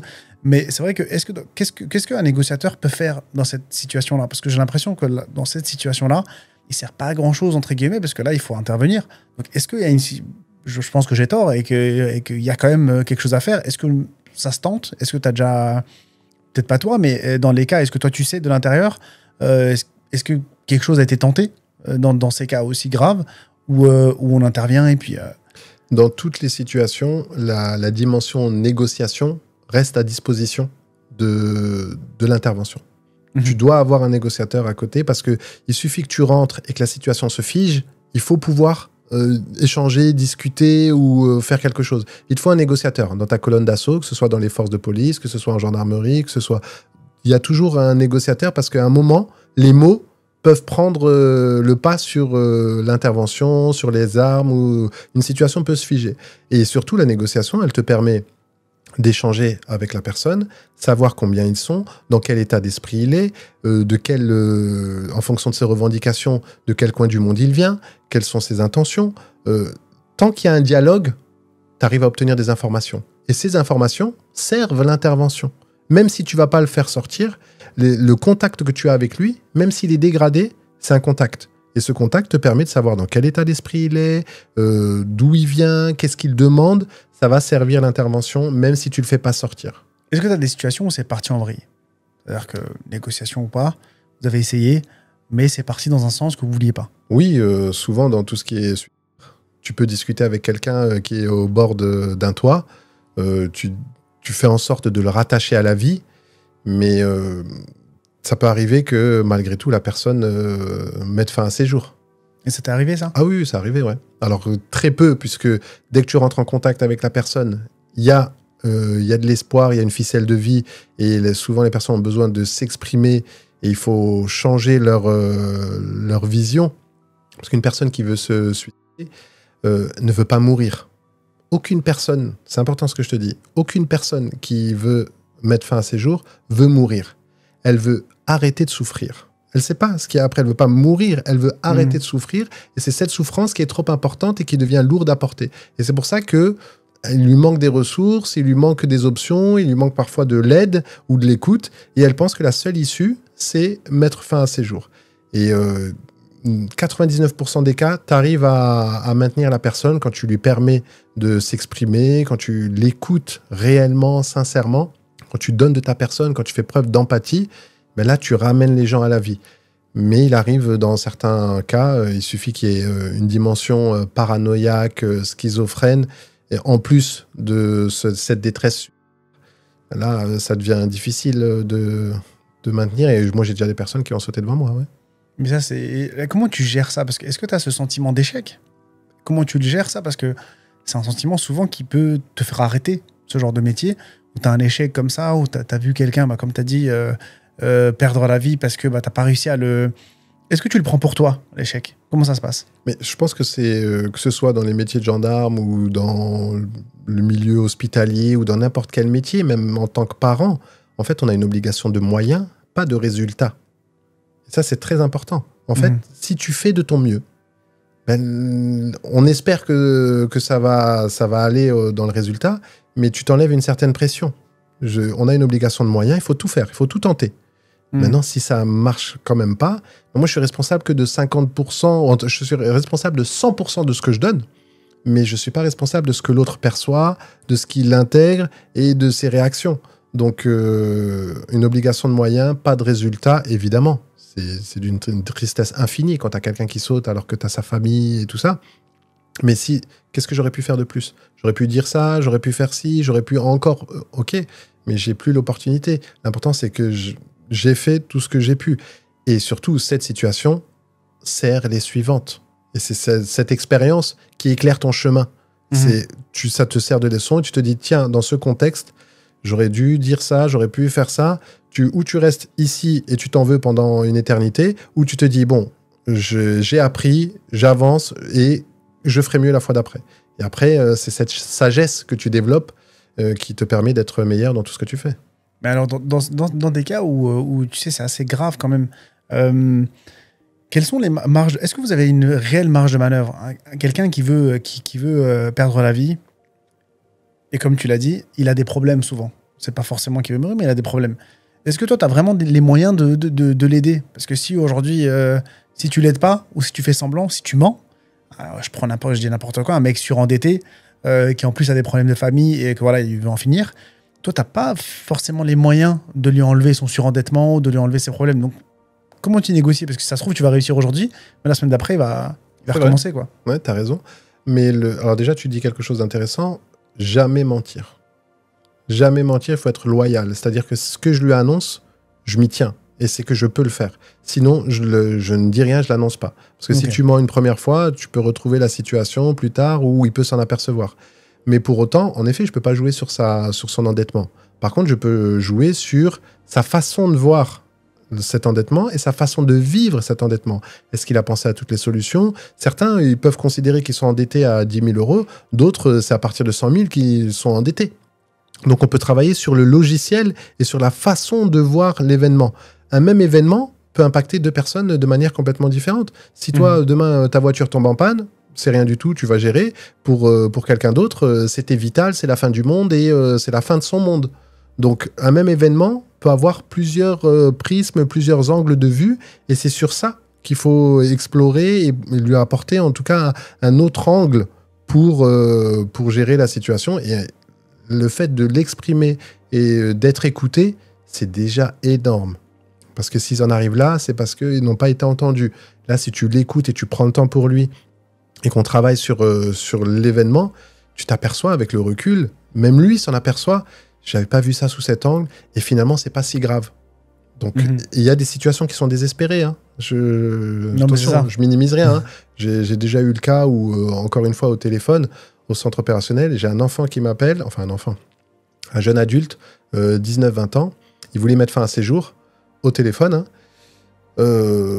Il avait été abandonné par ses parents à la naissance, placé dans 2 familles d'accueil qui ont abusé de lui, maladie orpheline, donc il le condamnait à pas aller au-delà de 30 ans, diabétique, vraiment une vie difficile. Et quand il te dit ça, et je veux mettre fin à mes jours parce que ma vie est pas top, pendant quelques secondes tu sèches parce que va trouver quelque chose, va trouver quelque chose de positif.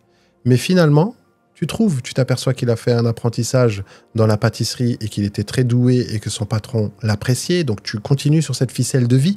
J'appelle ça des ficelles de vie.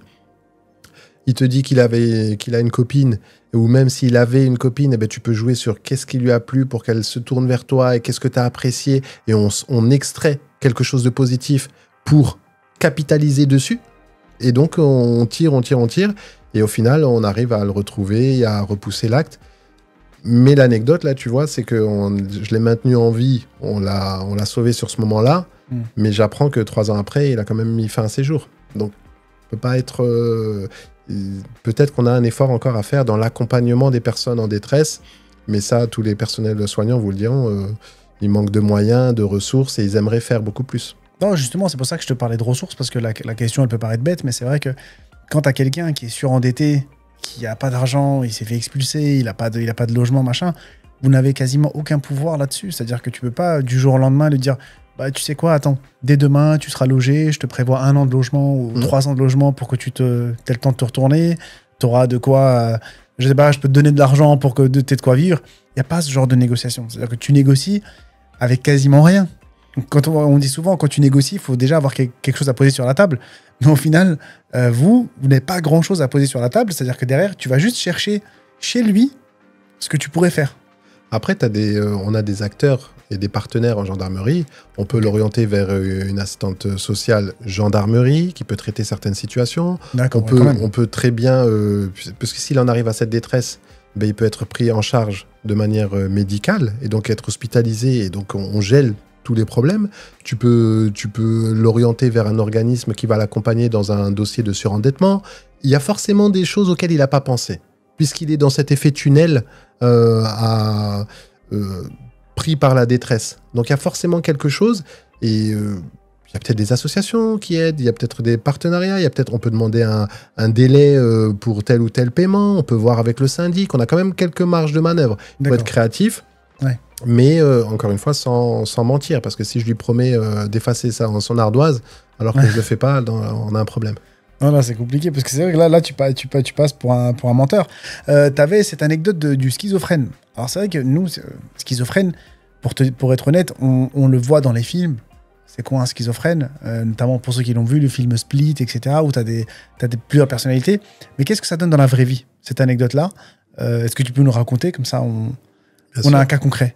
Alors Split, super film. Super film, okay. Au moins ressemblant, inspiré de faits réels. Split, okay, avec l'acteur James McAvoy. Et c'est donc le principe de 23 personnalités qui cohabitent dans un même individu. Okay. La schizophrénie, elle peut toucher entre 0,7 et 1% de la population mondiale. Tu vois, donc ça représente quand même un certain nombre de personnes. Donc une personne sur 100 peut être schizophrène. Si elle prend un traitement, pas de problème, pas de difficulté. Maintenant, si elle est en rupture de traitement, là, on a des comportements dangereux, à savoir des hallucinations auditives, visuelles, olfactives. Donc, il entend des voix, il sent des choses. Et souvent, il prend un ancrage de la réalité et c'est après qu'il enrobe et il amène de l'irréel et de la fiction dessus. C'est-à-dire qu'il peut très bien dire, bah tiens, Asil, je le connais. Par contre, Asil, c'est un dragon. Donc on part d'un fait réel, tu existes, t'es là, il te connaît. Par contre, il te considère comme la réincarnation du diable. Et là, s'il fait une fixette, il va vouloir à un moment anéantir ce que tu es. Et donc c'est ce genre de comportement. Et là, pour le coup, on avait une personne qui menaçait aussi de mettre fin à ses jours, de s'en prendre à d'autres personnes. Schizophrène parce qu'on a des propos complètement incohérents. C'est quoi comme propos? Souvent, c'est satanique. Souvent, c'est paranoïa. Ils me regardent, ils sont partout. J'ai des hélicoptères qui me suivent. Il y a des ondes dans mon ordinateur. Ils ont mis une puce en moi. On est souvent dans cette dimension.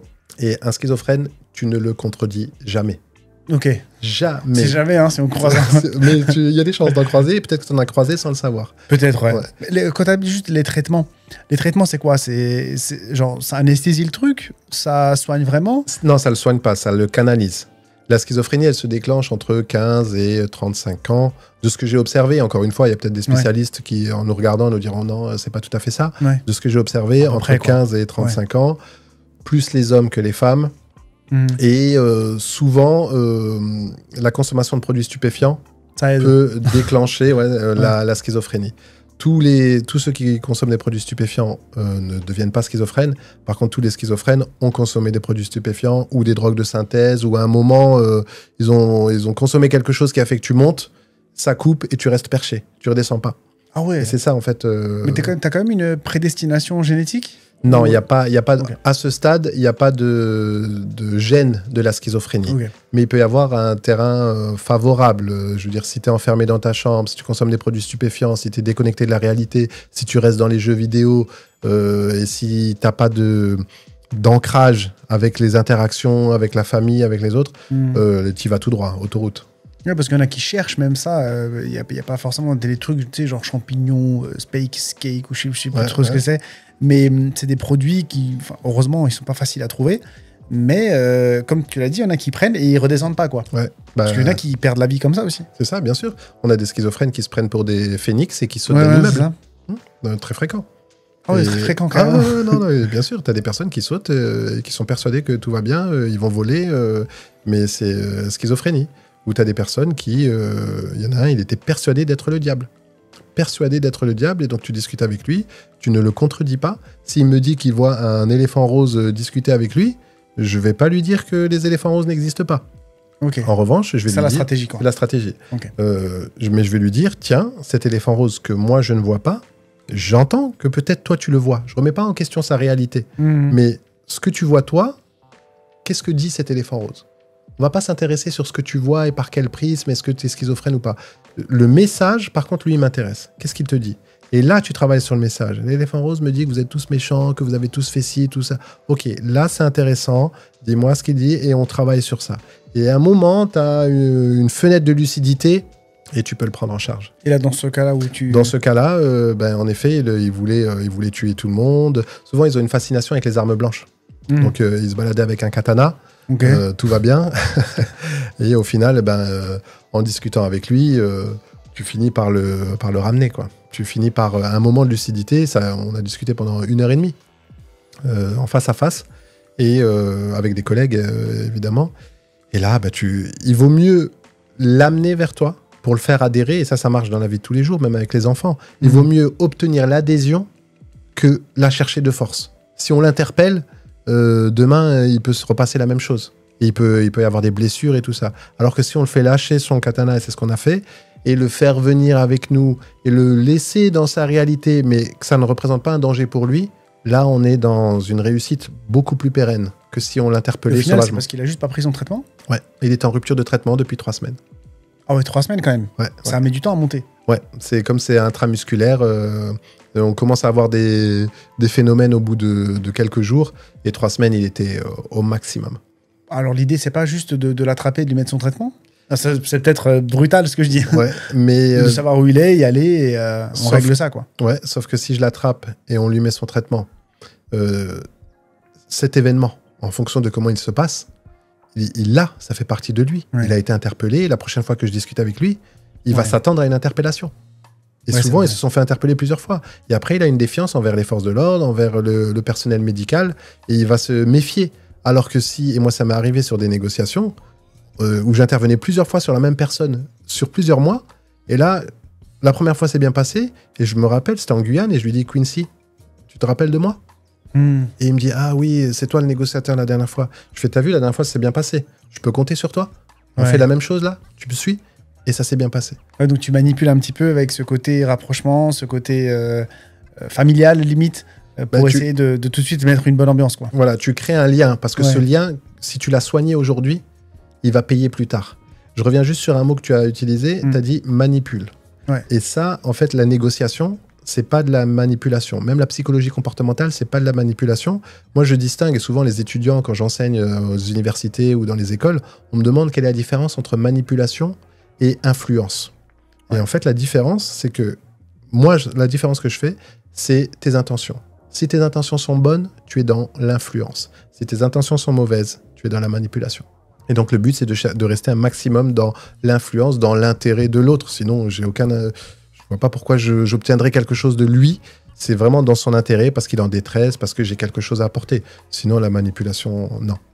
Ouais, parce que je disais ça parce que je lisais un livre, là, Influence et manipulation, qui était méga intéressant. Et c'est vrai que l'un des trucs les plus efficaces, et ça je l'ai remarqué, c'est une question de confiance. Quand un mec qui te fait confiance, ou que si tu fais confiance à quelqu'un, s'il te propose quelque chose, tu auras tendance quand même, une forte tendance à accepter. C'est-à-dire que si tu veux influencer ou manipuler quelqu'un, c'est efficace d'utiliser quelqu'un d'autre en qui lui a confiance. Oui. Comme ça passe mieux. Donc là, effectivement, ça m'a sauté un peu aux yeux. C'est-à-dire que là, tu joues un petit peu sur ce truc-là de dire, tu te rappelles, la dernière fois, on était ensemble, ça s'est bien passé, on se fait confiance, etc. Tu installes un petit quelque chose qui fait que finalement, il te fait confiance et même pour les prochaines, tu installes quelque chose parce que de toute façon, la schizophrénie, comme tu l'as dit, ça ne se soigne pas vraiment. Non. Donc, il va rester dans cette case. C'est ça. Mais donc, ce lien, il est important. Ce lien, il est fondamental. Et souvent, on peut utiliser une personne lorsqu'on a quelqu'un en crise ou peu importe, ça peut être un forcené, un retranché. On utilise des personnes de la famille qui, eux, ont ce lien. Nous, on l'a pas. Moi, je viens d'arriver, mais il a ce lien. Donc, on peut faire parler sa femme, on peut faire parler son enfant en le coachant, mais parce que justement, il y a le lien et le message va mieux passer. Dans un message, moi, je peux avoir le bon message, mais si j'ai pas le bon canal, si j'ai pas le bon contexte, et il va pas être réceptionné de la même manière par l'autre personne au bout. Par contre, si je passe par sa femme, par son enfant, et ainsi de suite, là, ça peut être beaucoup plus impactant. Donc, on peut l'utiliser, ouais. Le lien est fondamental. Avec toutes les anecdotes que tu nous as racontées, qui sont vraiment incroyables, et que c'est vrai que ça nous plonge un petit peu dans l'envers du décor que nous, on voit pas, qu'est-ce que tu as appris un petit peu sur l'être humain ? L'être humain, il a peur, il y a la haine, il y a parfois le désespoir, comme tu l'as dit. Il y a pas mal de sentiments où l'être humain est vraiment très, très complexe. Et dans ton poste à toi, c'est vrai que tu rentres parfois dans l'influence, parfois peut-être dans la manipulation. Mais est-ce que ça t'a appris des choses que maintenant, forcément, tu transmets, puisque tu as pris ta retraite ? Est-ce qu'il y a des choses qui t'ont vraiment marqué et que tu retiens sur l'être humain, que tu utilises peut-être maintenant, aujourd'hui, qu'on peut peut-être utiliser ? C'est vrai que la vente, par exemple, ou dans les métiers où tu peux intervenir, c'est intéressant de savoir négocier. On négocie pas des vies, on négocie peut-être des produits, des prix, des trucs comme ça, mais c'est efficace. Ouais. Donc, qu'est-ce que tu as appris ? Est-ce que tu peux nous donner des pistes, peut-être à ceux qui veulent se former là-dessus et essayer de devenir meilleurs dans leur travail, on négocie avec sa famille, on négocie dans tous les livres de négociation et de vente, ça s'est marqué que on négocie tout le temps avec tout le monde. Donc, qu'est-ce que ça t'a appris ? Parce que ça fait quand même 21 ans que tu as fait ça, donc partage-nous un peu ton expérience. Mais moi, ce que j'ai appris de tout ça, c'est que sans humanité, tu vas pas bien loin. Sans empathie, tu vas aussi nulle part. Donc, humanité, empathie, c'est fondamental. Et encore une fois, et après ça c'est par rapport aux principes et aux valeurs qu'on m'a transmis, mais nos actes ne valent que par nos intentions. Si nos intentions sont bonnes, il y a de fortes chances pour que tu arrives à aligner tes actes. Donc, et ce que j'ai appris, c'est que même dans le chaos, on peut extraire de l'humanité, on peut extraire quelque chose de positif. Même face à des personnes qui ont pu commettre l'irréparable, à un moment, on arrive à... Tant que dans l'obscurité, on prend l'exemple des étoiles. Les étoiles sont belles, elles sont scintillantes, mais parce qu'il y a l'obscurité. Donc, cette obscurité, même s'il y a une seule bougie, même s'il y a une once de lumière, il faut s'y raccrocher et tu peux t'apercevoir que derrière, finalement, on a quelque chose d'incroyable. Et ça, cette dynamique-là, elle est fondamentale. Et ensuite, je pars du principe que dès qu'il y a une interaction entre deux êtres humains, il faut travailler la communication. Il faut travailler l'échange bienveillant, le management bienveillant, notamment dans tout ce qui est entreprise, interaction, la psychologie comportementale. Comment veux-tu être un bon communicant si tu ne te connais même pas toi-même? Si tu n'es pas en mesure de communiquer avec toi, c'est-à-dire entre ça et ça. Si tu n'es pas en mesure de comprendre ta carte du monde, ton référentiel, de quoi je suis fait, quelles sont mes forces et mes faiblesses, comment tu veux aller chercher le meilleur chez l'autre, comment tu veux être meilleur communicant. Et donc, ce travail personnel, cette espèce de développement personnel, il faut le faire et on en manque.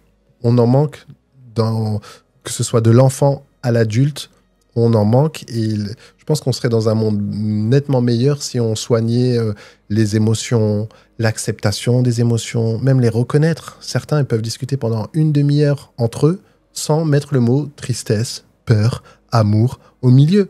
Donc, il faut pouvoir mettre des mots sur les mots. Des mots sur les mots. Et ça, je pense que c'est la clé dans tout ce que je transmets, dans tout ce que je partage. J'ai conscience d'avoir eu un parcours professionnel, militaire, un peu hors du commun. Mais plus on transmet, plus ça gagnera et ça servira à tout le monde. Et tout le monde a quelque chose à transmettre. Tout le monde. Tu peux prendre n'importe qui dans la rue. Tout le monde a quelque chose à transmettre du moment où il a conscience de ce que ça représente. Et si ça parle à une seule personne, là, sur nos échanges, si ça parle à une seule personne, c'est bon, ça a donné le sens de ma journée. Est-ce qu'il y a des gens qui sont irrécupérables? Oui. Ouais, parce quand même. Ouais, tu t'aperçois quand même que l'horreur n'a aucune limite. Et Einstein disait l'infini de l'univers, j'en suis pas sûr. Par contre, la bêtise, elle aussi, elle est infinie. Quoi. Ouais. Donc, non, tu as certaines personnes face à l'horreur, quand on est sur des psychopathes, quand on est sur des dingueries qui ont tué, violé des enfants, il y a certaines fois où c'est irrécupérable. Tu peux, je veux dire, dans certains cas, les personnes ont été interpellées, emprisonnées plusieurs années, et même en prison, ils continuaient à avoir le même discours. Donc, tu les laisses ressortir, c'est encore une bombe à retardement.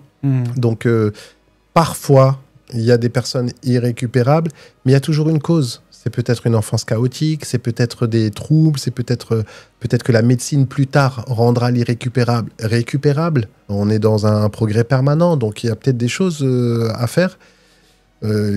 L'espoir, il faut le garder.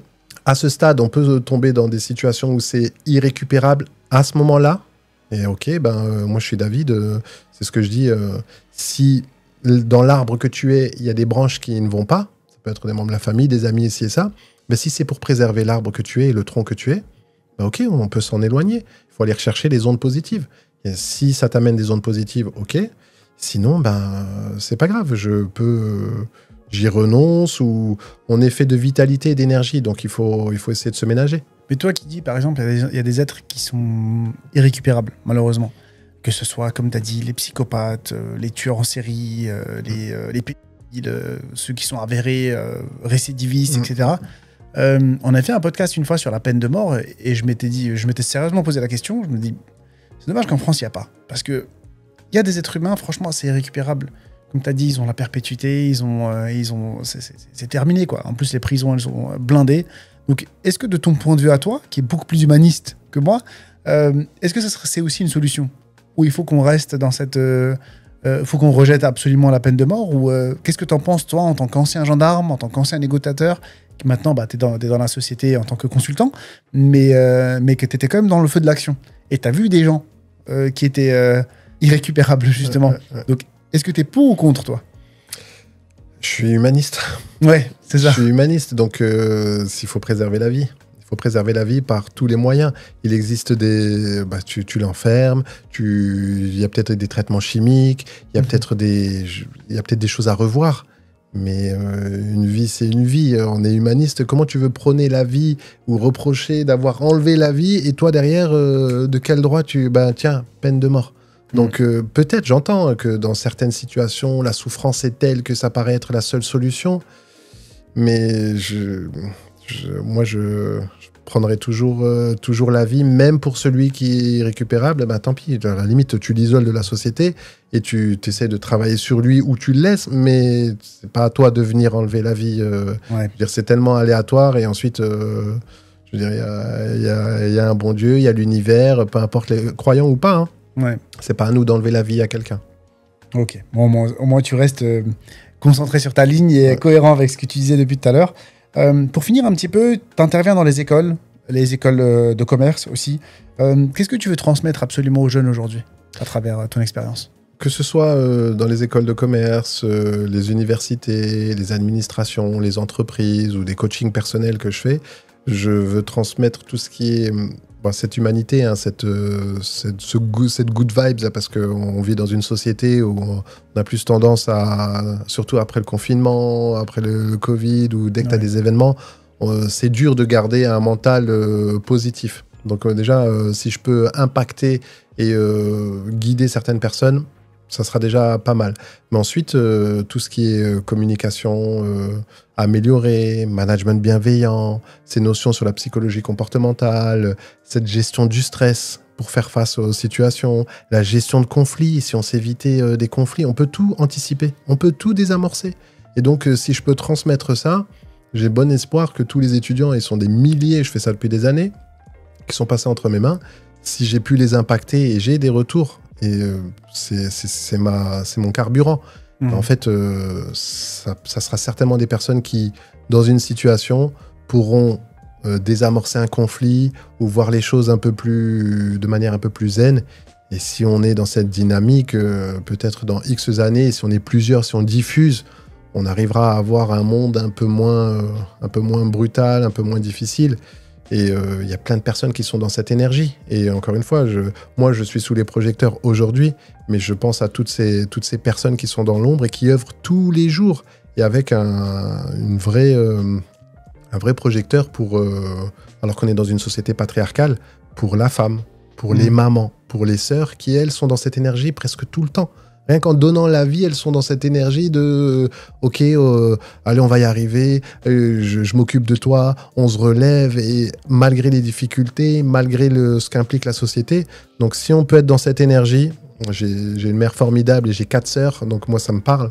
Donc, si on peut être dans cette énergie et si je peux transmettre tout ça aux étudiants et ça fait écho en eux, c'est bon, hein, je suis content. Mais c'est vrai que c'est dommage parce qu'on parle toujours d'étudiants tout de suite.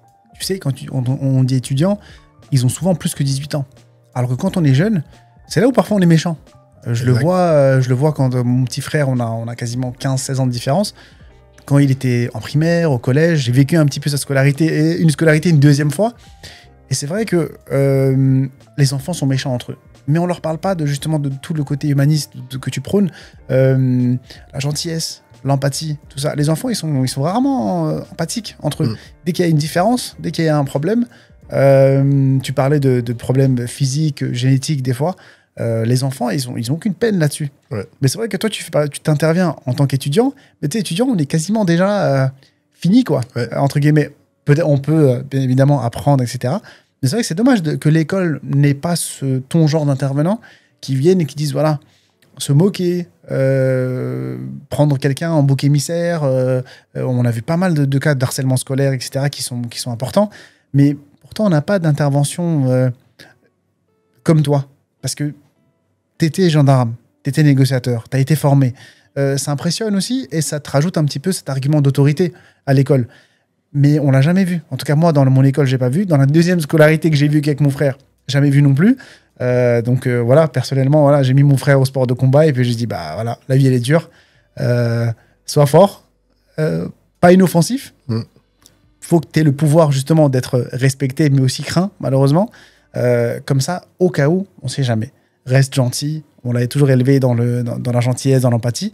Mais au cas où, tu as toujours les moyens. Bien sûr. Donc, qu'est-ce que tu conseillerais un peu aux écoles et peut-être même à l'éducation nationale d'améliorer un petit peu? Là, il y a plusieurs leviers. Moi, avec mon background, quand je transmets à des étudiants et donc des adultes, ces personnes-là vont peut-être devenir enseignants et vont transmettre à leur tour, et c'est par ricochet. C'est ça. J'interviens aussi auprès d'écoles primaires, d'écoles maternelles, et il y a beaucoup de personnes qui interviennent auprès des jeunes, que ce soit des personnes extérieures, mais on a surtout l'éducation nationale. Les profs sont de plus en plus sensibilisés à tout ça. On a plusieurs courants qui sont sensibilisés à l'émotion, à l'acceptation. Donc, tu as des intervenants extérieurs qui agissent directement sur les enfants. Et ça peut être à l'école, mais ça peut être des éducateurs, ça peut être des associations, ça peut être les parents que tu as eus en tant qu'étudiant. Je veux dire, à un moment, ça va revenir sur l'enfant. Ou l'enfant, tu lui as transmis le message directement, ou tu as transmis à quelqu'un de son environnement, de son entourage, et ça va redescendre. Donc, si on est là-dedans, à un moment, l'information, elle va arriver. Mais c'est vrai que je suis d'accord avec toi. Il faut parler à l'enfant dès le début. Sa personnalité se forme jusqu'à 6 ans, 7 ans. Si tu peux injecter des bonnes valeurs, de bons principes à cet âge-là, et c'est pour ça que c'est fondamental, hein, les premières années. Ouais. Mais là, là, on aura déjà mis des bases solides. Mais beaucoup de personnes œuvrent quand même dans cette direction. Donc maintenant, toi, pour finir un petit peu, quel est ton travail de maintenant? On a parlé de ta carrière, tes anecdotes, ce que tu as vécu. Est-ce que tu en as eu marre un petit peu de ce métier? Qu'est-ce qui a fait que tu t'es dit, franchement, maintenant, stop, j'arrête? Ouais, marre de la gendarmerie, non, ou de ce métier au service des autres, non. Par contre, au bout d'un moment, c'est très exigeant. Je veux dire, j'avais des semaines qui faisaient 70 heures. C'est très exigeant parce que tu as des astreintes, tu dors pas correctement, plusieurs nuits, tu es réveillé parce que tu travailles. Donc, c'est exigeant et physiquement, au bout d'un moment, tu as envie de lever le pied.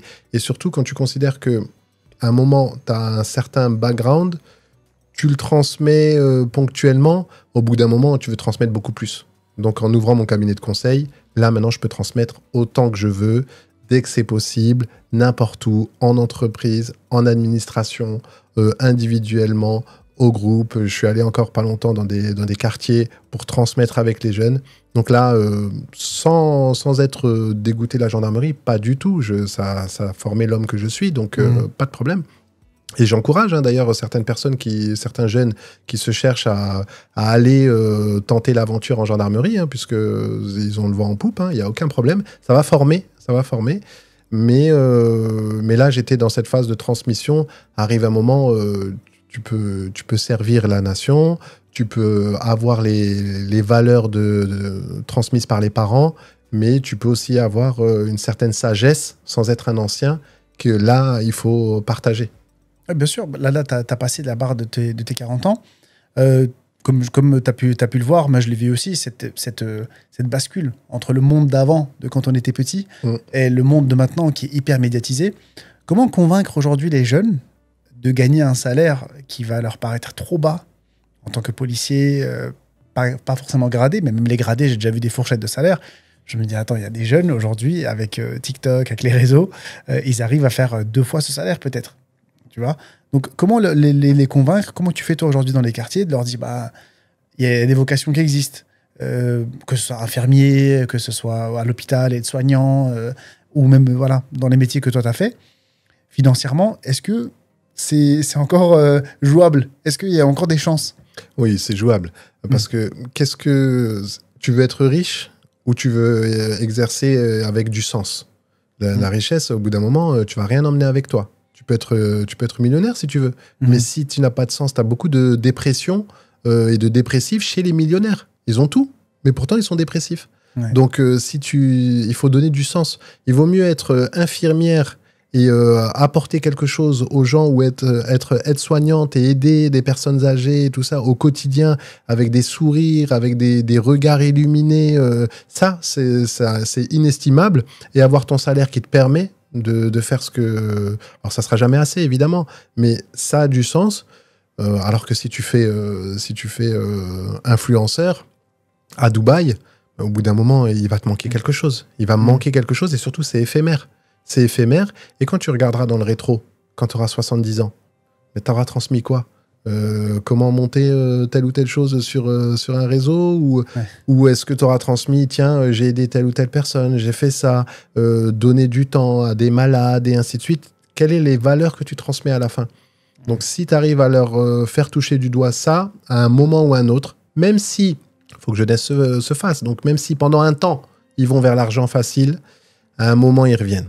À un moment, ils reviennent pour quelque chose qui a du sens pour eux, pour le regard de leurs proches, pour faire plaisir à la maman, au père, aux frères et sœurs. À un moment, ils reviennent. Et c'est encore une fois, et c'est la boucle, c'est cette humanité qu'il faut aller chercher. Et à un moment, elle revient. Même si elle se perd pendant un temps, elle revient. En tout cas, tu as eu un engagement très fort toute ta carrière, et même aujourd'hui, de comment tu en parles. C'est vrai que tu restes extrêmement engagé, humaniste. Est-ce que tu as des regrets sur cette carrière que tu as fait, sur ces 21 ans à la gendarmerie? Est-ce qu'il y a des choses que tu aurais fait autrement? Peut-être. Non, j'ai pas de regrets. Je pense que j'aurais fait tout pareil. Tout pareil. Ouais, vraiment, parce que ça, en fait, ça m'a amené ici. C'est exactement ces étapes-là, ce parcours de vie qui m'a amené ici. Donc, qui m'a amené avec ce regard, avec cette sensibilité, avec ces mots impactants. C'est exactement ce parcours. Tu changes un paramètre, on n'en serait pas là. On n'en serait pas là. Donc, j'aurais refait exactement la même chose. Avec peut-être un seul regret, j'aurais pu faire ou prendre conscience de tout ça du vivant de mon père. Ça, c'est un regret. Si j'avais pu arriver à maturité plus tôt, j'aurais pu le transmettre et être plus en interaction. Et ça, c'est important. Et c'est pour ça que les parents, c'est vital. Il faut en profiter pendant qu'ils sont là. Alors justement, ouais, ton papa est décédé à plus de 10 ans. Ouais. Donc c'est vrai que ça a marqué. T'étais encore dans la gendarmerie? Ouais, j'étais gendarme. Ouais. Qu'est-ce qui a changé pour toi à ce moment-là? Parce que c'est vrai que ton papa t'en parle de façon très bienveillante et vous aviez un lien. Ouais. Est-ce que ça... Parce qu'il y a de plus en plus de jeunes, par exemple, quand ils perdent quelqu'un dans leur famille, j'en ai connu, ils partent un peu en vrille. Et toi, c'était pas le cas. Donc quel conseil tu pourrais donner à ce moment-là? C'est important. C'est souvent une technique qu'on utilise avec des personnes suicidaires. On fait ramener l'être aimé ou une personne défunte en lui disant mais qu'est-ce qu'il aurait pensé? Qu'est-ce qu'il aurait fait? Qu'est-ce qu'il t'aurait conseillé? Et souvent, les personnes sont dans l'imaginaire, dans cette troisième partie du cerveau, là, qui est tout ce qui est néocortex, imaginaire et visualisation. Et ils te disent, il m'aurait dit que c'est pas bien de faire ça, n'en saute pas, mon fils. Et souvent, on ramène comme ça en faisant appel à une personne défunte. Mais là, en fait, ce travail-là, tu peux le faire tout seul, sans être suicidaire. Qu'est-ce qu'aurait dit mon père? Qu'est-ce qu'il aurait voulu de moi? Qu'est-ce qu'il aurait voulu, tu vois, et quelle fierté ça représenterait? Et surtout, tu peux perdre un proche, mais derrière, quand tu es l'aîné d'une fratrie de 6 enfants, il faut être là pour les frères et sœurs, il faut être là pour la maman. Tu vois? Donc, encore une fois, et ça rejoint le parcours en gendarmerie, l'enjeu est plus fort que ce que tu peux ressentir. Tu peux vaciller, on a le droit d'accepter nos émotions. Tu peux bugger pendant un temps. Mais pour autant, il faut garder le cap parce que l'enjeu est plus important. Parce que le rôle que tu as, la perspective, elle est plus importante. Donc, tu peux avoir des regrets, tu dis « Ok, je fais mieux ». Et après, encore une fois, quand tu as certaines croyances, tu dis tout ce que tu fais aujourd'hui, c'est visible. Et les gens restent toujours auprès de nous, hein, que ce soit ici ou ici. Tu continues à œuvrer et alors tu essaies de faire mieux, quoi.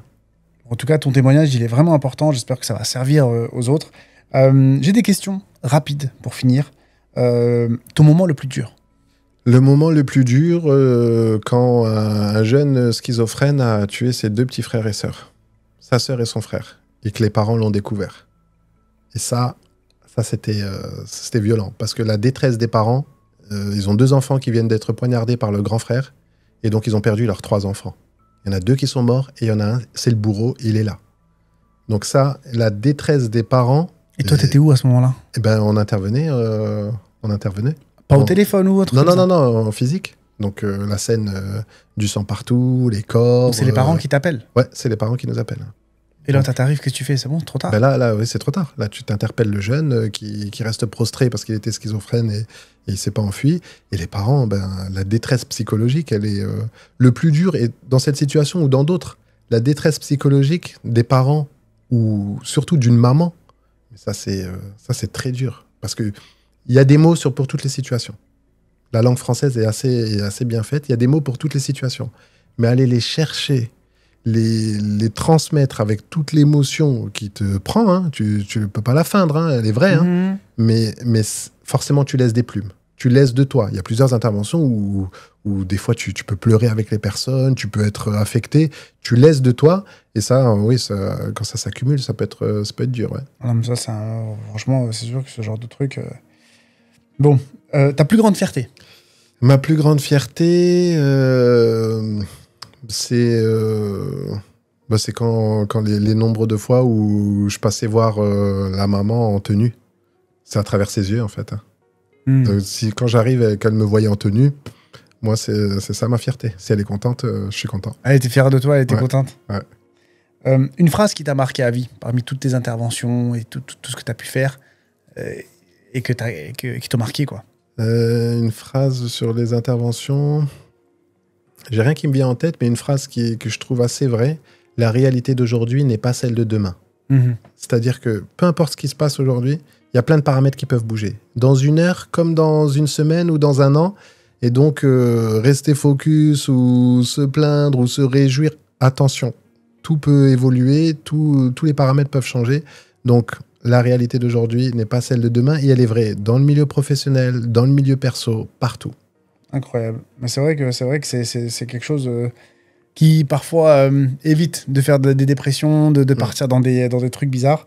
Avec tout ce que tu as vu, toutes les dingueries que tu nous as racontées, est-ce qu'on guérit de tout ça finalement? Parce que souvent, quand je fais le parallèle entre ce que toi tu as fait et ce que tu as vu, certaines personnes qui travaillent par exemple dans les soins palliatifs, où ils voient vraiment la fin de vie à chaque fois, et tu en as vu aussi. Est-ce qu'on guérit de tout ça? Parce que la détresse que tu as vue, la tristesse que tu as vue, les choses aussi, des fois comme l'enfant de 6 ans qui ne veut pas rentrer, ou là, le cas que tu viens de nous raconter avec les parents qui sont complètement désespérés de perdre 3 enfants d'un coup. Est-ce que toi, ça t'a impacté? Est-ce que tu gardes des séquelles de ça, ou t'es peut-être allé voir un psychologue pour essayer de faire un peu la part des choses? C'est compliqué, tu restes humain. Bien sûr, bien sûr.